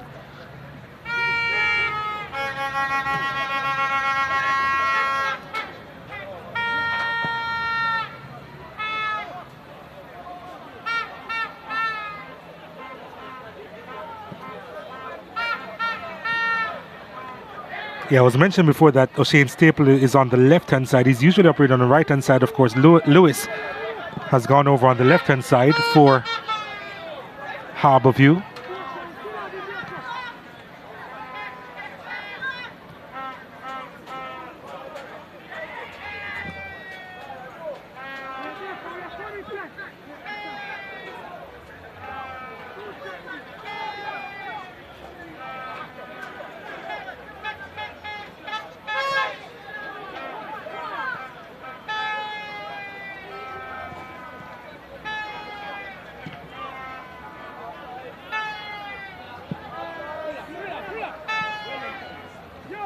In the end, just being a distraction for Mario Palmer.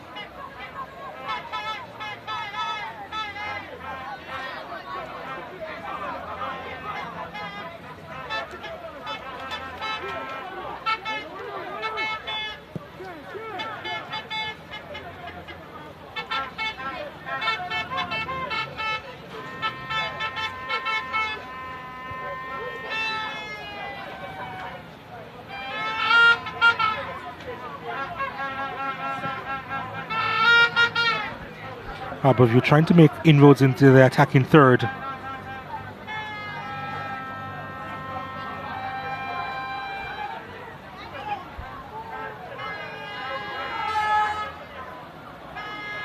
Marshall.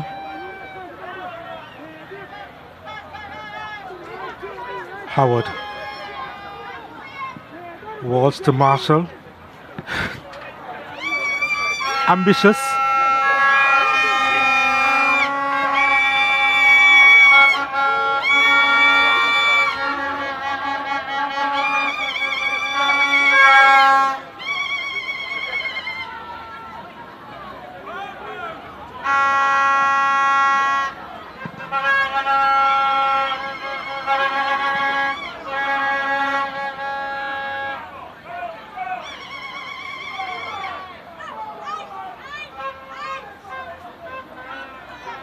Crowd growing all the time here.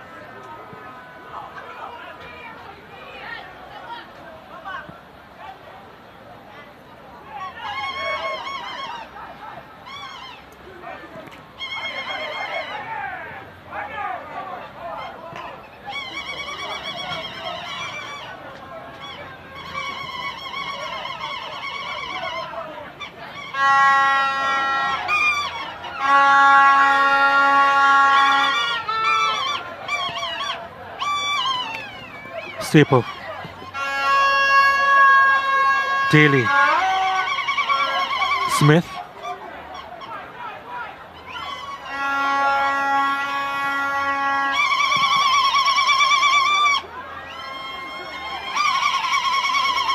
Marshall. Not the best ball forward there.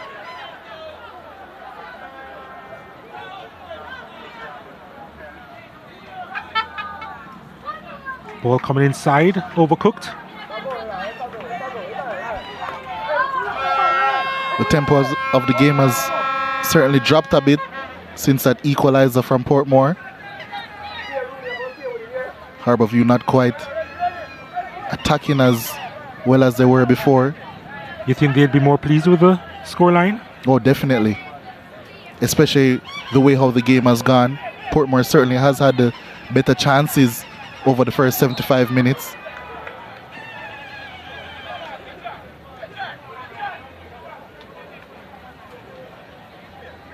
I think Philip Williams concurs, doesn't look too pleased with his Portmore team. Well, they'll have a longer rest time before the second leg, Portmore United, as they won't be taking part in the playoffs.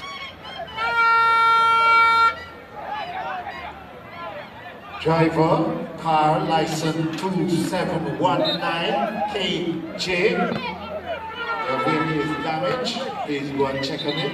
So that's 2719 KJ.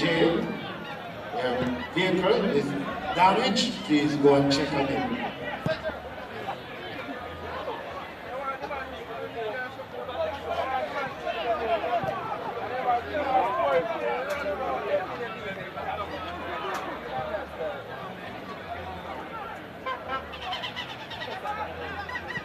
Wellington manages to keep it in play, and Lewis on it. So in favor of Harbour View.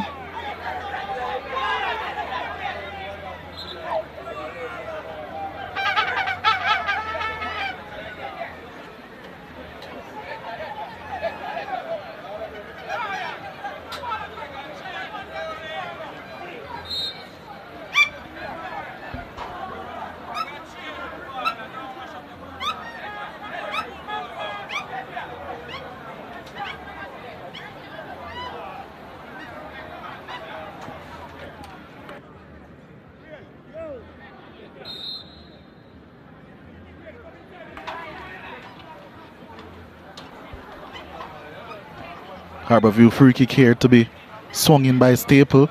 It isn't, it's passed short to Anglin. Now he'll have an opportunity to swing this one in. Staple has time and space.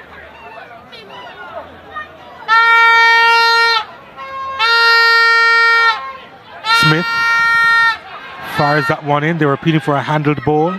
The referee says play on, and they do.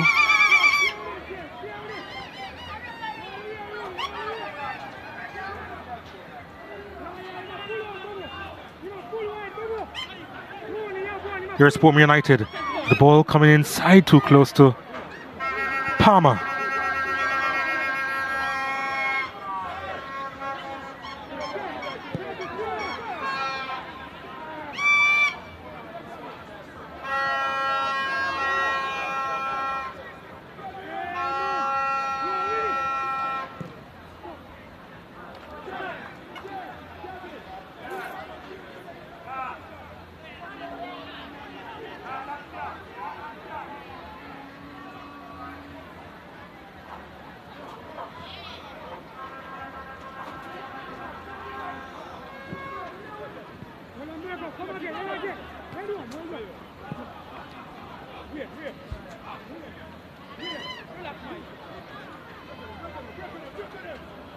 You know, the last time these two teams met in the knockout competition in Jamaica, 2013, the quarterfinal stage, Harbour View had come out victorious, 1-0. Just the one leg contested back then. Of course, this competition hasn't been played since 2014.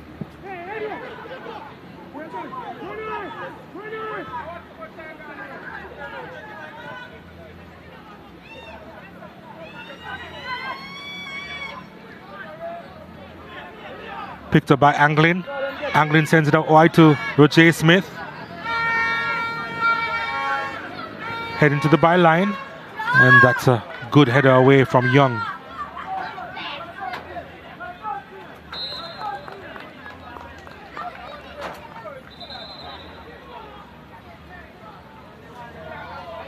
Lamar Walker there still plugging away. We have another substitution for both teams actually. 2 for Harbour View. We're about to see Javic McFarlane coming on for the 2-goal man, Siobhan Walsh. Coach Philip Williams probably feeling that his energy has waned a bit.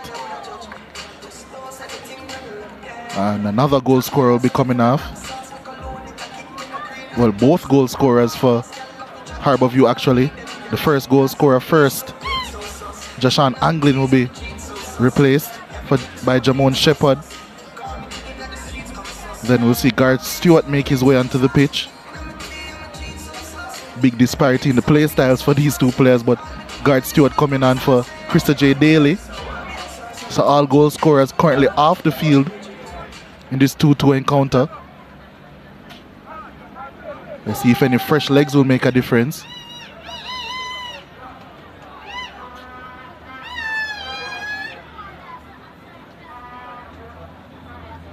And where will Garth Stewart play?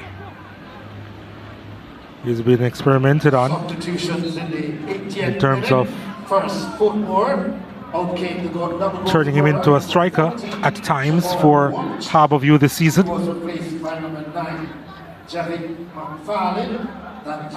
And yeah, he's going to be playing centrally. Harbour View came number 7, Jashawn Anglin. Number 10, Tristate J. Daly.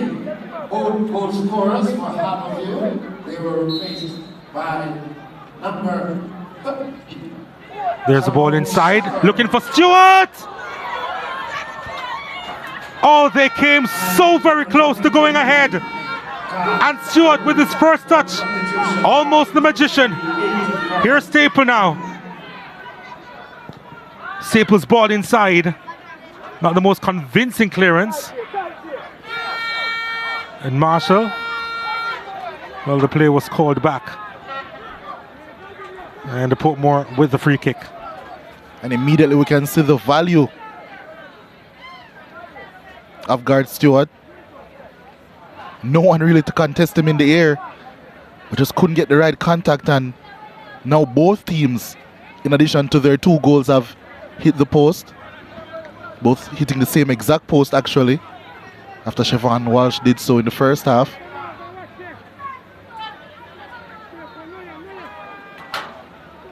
Well, here's Portmore United.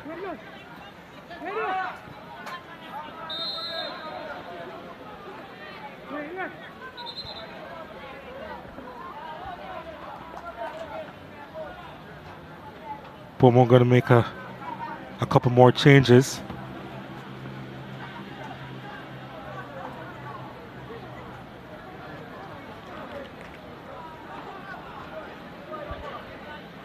Jaime Fraser scored in the final of the Manning Cup for Jamaica College, coincidentally against a Philip Williams coach team, but he'll be coming on for Lamar Walker. Was industrious today, but couldn't get the end product that he so craved. We're also going to see Akeem Mullings make his introduction, coming in for the captain today, Emilio Rousseau. Number 6, Emilio Rousseau, be replaced by number 16, Akeem Mullin. Earlier, number 10, Lamar Walker, was replaced by number 21, Jaheed Fraser. Substitutions in the 84th minute. Substitution finally taking place.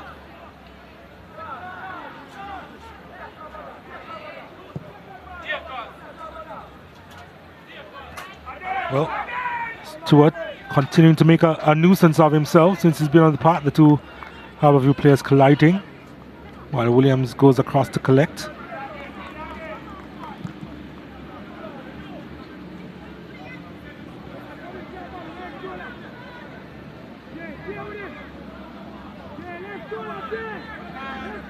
Howard. Hopeful ball, but no issues here for Palmer.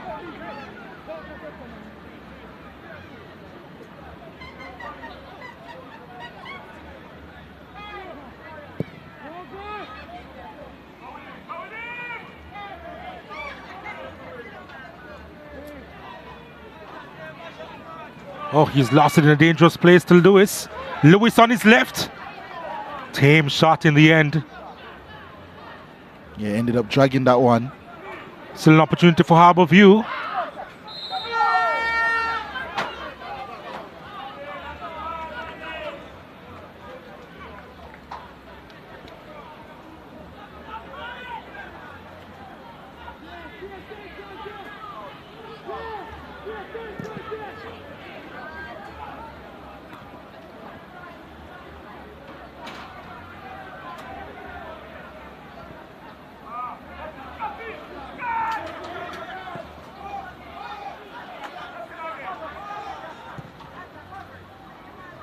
Williams was under pressure there, had to make the clearance. Harbour View with the possession. Brackenridge doing enough.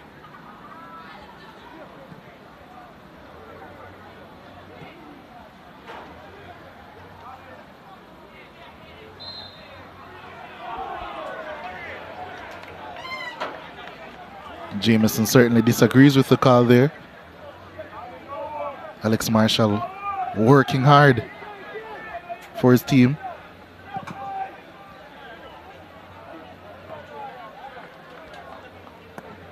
Who's your player of the game, by the way? I'd have to give it to the clinical striker that was on the field earlier for Portmore United, Siobhan Walsh. Certainly looked hungry for goals all game. Got two. Probably could have had one or two more. Scoring goals is the hardest thing to do on a football field. Our producer always tells me. So I think he'll concur with my pick for man of the match, Siobhan Walsh. Well, Portmore United looking to add one more. Jaheim Fraser is behind this.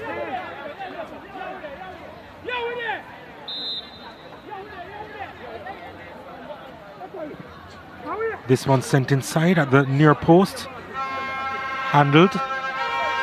Well, put away in the end by Dyer. Let's see if this delivery will be better by Fraser. It is. Lovely delivery inside the keeper. Well, he holds on to it at the second attempt. Didn't come out with a lot of conviction initially.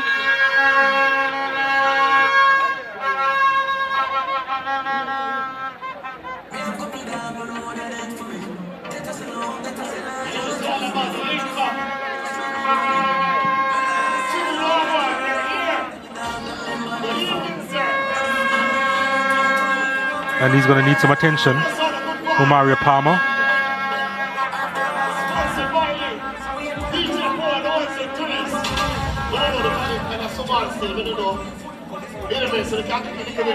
In the background there you can see the Dumbo holding players warming up. What we're talking about, reinforcing style of something. Right now, score is 2 goals. 4 goals in this one. Portmore United actually with the advantage. Maz with some good work and touched home by Siobhan Walsh. First of 2. Then this one, Benjamin Williams would like to forget. That one fired in by Jashawn Anglin. Then they got a penalty and Krista J. Daly converted from 12 yards. Williams had caused the penalty. Couldn't save it. And then the equalizer. Walsh again. Wonderful finish through Palmer. That was 2-2.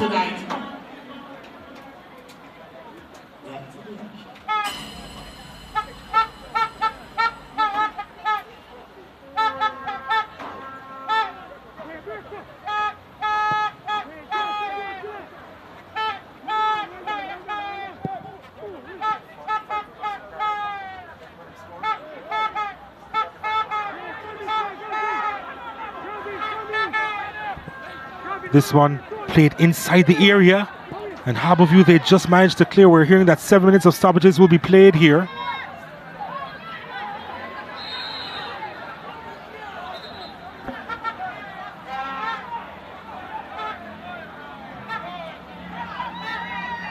Yellow card shown to Howard.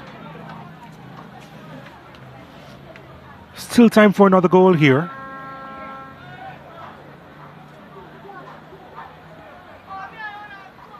The youngster with the infringement there on Staple.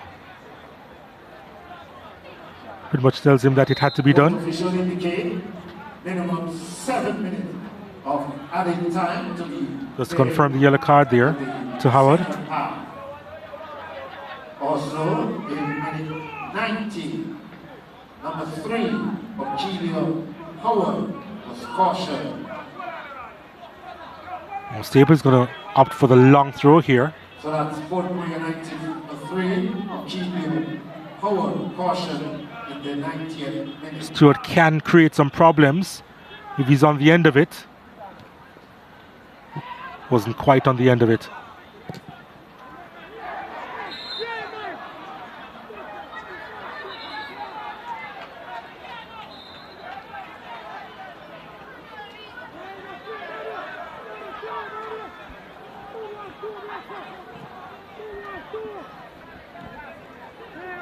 Howard. Thompson.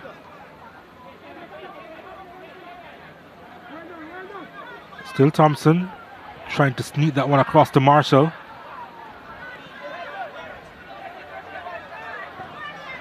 Oh, not quite his strongest suit there, Stewart, to try and beat a defender.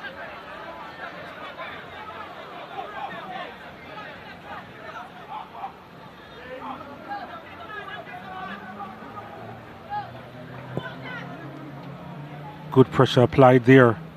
Clearance made by Harbourview. Smith has it. Across the Staple now.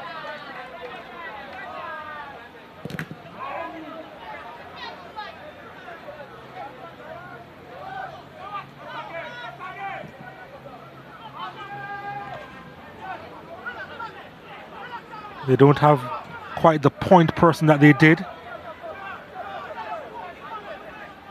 in Siobhan Walsh, who has been taken out of the action. Shepherd.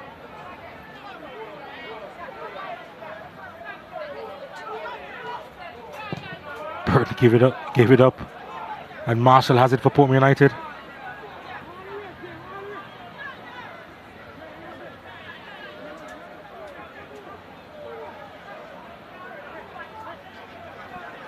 No Samari getting past. doing enough, yes. Yeah, no getting past there.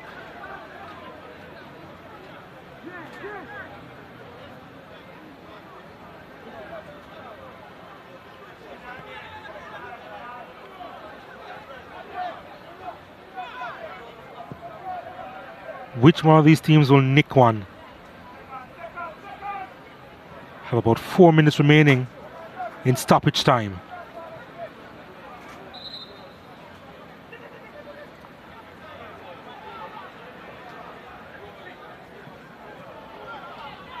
Jameson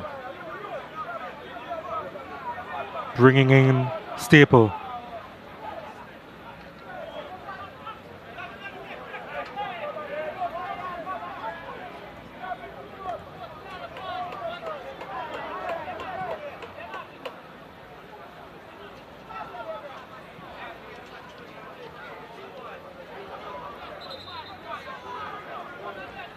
Time ticking away here in stoppage time.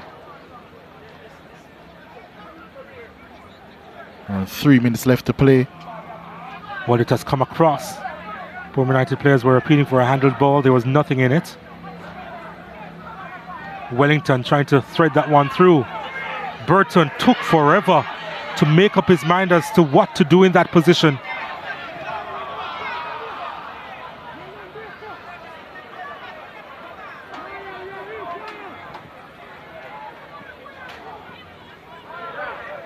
Marshall Oh, lovely ball forward, looking for the return, but ended up going for the shot himself, Fraser. We know that he can strike them from that kind of range, Fraser. Especially in that spot. Yeah. The same position he scored in that Lynk Cup final at Sabina Park for Jamaica College. He'll be disappointed.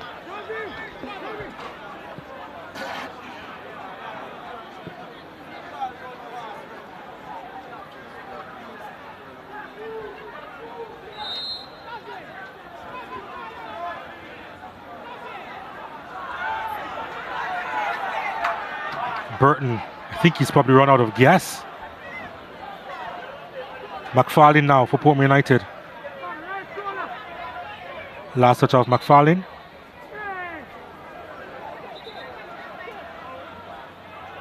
Looks as if it's going to be a free kick, actually. This might be the last chance of the game.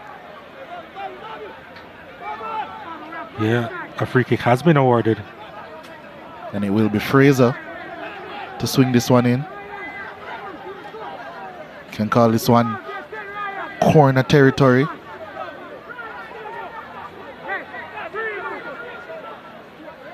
Six players in the box for Portmore.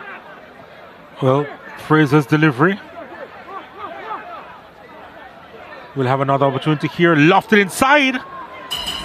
And Young had a similar opportunity in the first half. And it's the same result here, over the top. Yeah, couldn't direct that one goal. Was really close to the goal also. Just like the first half chance. Yeah, he'll be disappointed with that one.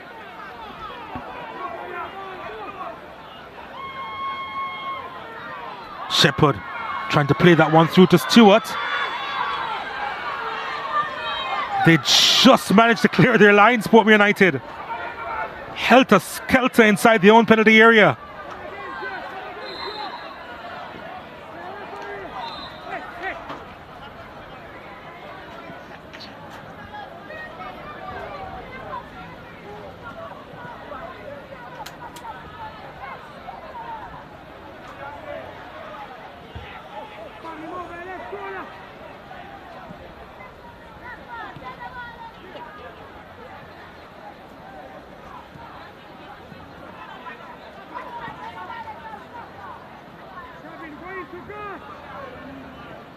Portmore United, can they manufacture one more chance?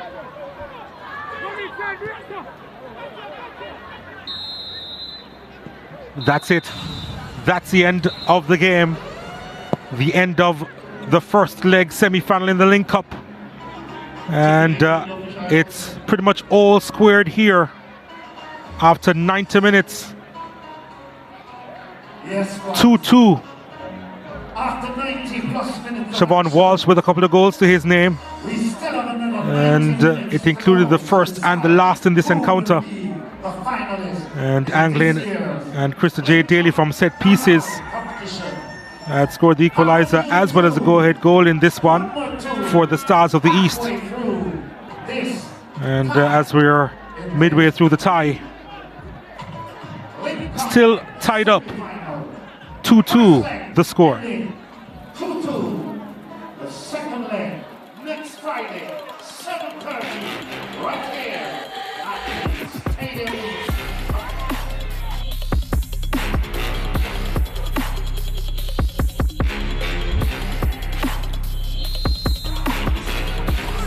As we take a look at the full-time highlights here, Portmore United, you'll see, had a lot of chances in that first half, and Walker couldn't quite place that one. Then this from Krista J. Daly, forcing a save from Benjamin Williams, who had to move smartly to his left to save. Then Siobhan Walsh with the effort, hitting the woodwork.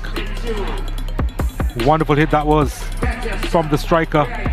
He would actually have more opportunities, including this one inside the box, inside the 6-yard box, and poking home to give Portmore United the advantage in this one. Good work from Myers, and he did well to find his striker. Myers doing really well, and Walsh, it's a poacher in him, and his team had the advantage. Then this from Jashawn Anglin. Benjamin Williams would want to do over there, moving to his right, Didn't have strong hands at all. Went right through. And then a gift. Williams again coming out, bringing down Odlin Harding.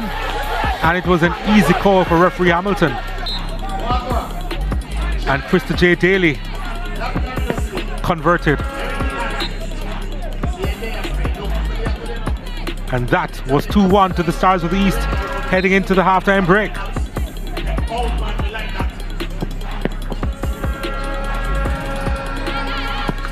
He was distraught, Benjamin Williams.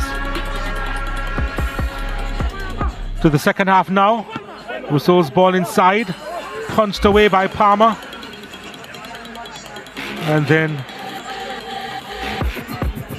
this effort from Anglin was charged down. And the ball through to Walsh. Priestley injured himself trying to get across to the striker, who broke away and scored the equalizer.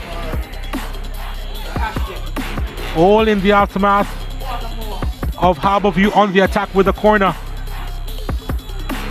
It was a lovely ball from Walker. Really should have been intercepted by Priestley. He was taken off right after that. But the finish from Walsh. Wonderful. Really wonderful. And that was 2-2. Lewis's delivery inside, looking for Garth Stewart. That was his very first touch, you know. Almost turned out to be magical. Not a lot of activity after that. Harbourview with 7 shots, 4 on target. Portmore United with 14 shots, 6 on target. Yeah, they would feel that there were a lot of missed opportunities in this game. Corner kicks 2 apiece. And in the end, possession at 51% in favor of Harbourview. Siobhan Walsh, today's man of the match. 2 instinctive finishes by you today, one with the left, one with the right. Which one was your favorite? I would say the right foot. It was the right foot. It was a true strike, hard and low. You equalized. It wasn't the result maybe you wanted, but I'm sure you're really pleased with your 2 goals. Yeah, as a striker, you can't complain when you're scoring goals. You've been scoring a lot, especially since January, since you came back into the league.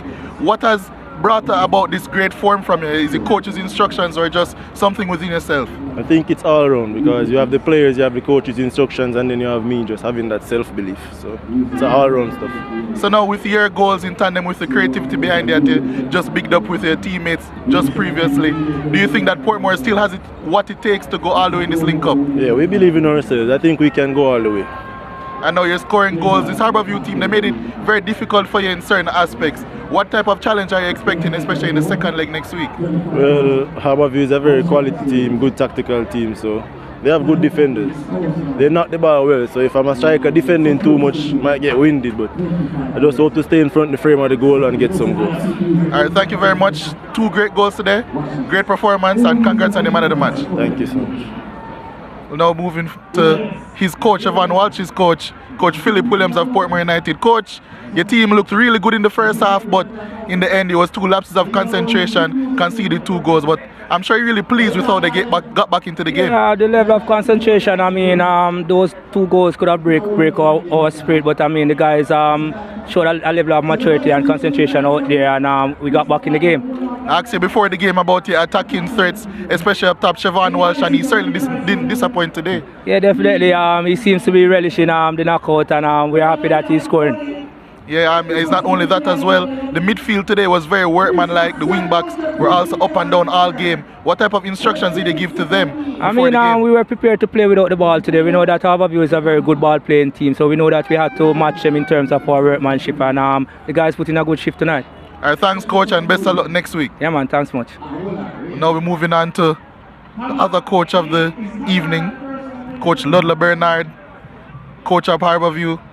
Coach, it was a tough start in the first half at least, but your team dug in, and I guess that's what champions are made of, right? Yeah, definitely, you know. And of course, as I told you before, we're probably going to be depending on our bench in at this particular stage of the season. And they came on, they gave a lot of energy, a lot of effort. But it's 2 players that started in Krista J. Daly, Anglin, both in maybe a little bit of unfamiliar positions, yes, but they came to the fore today.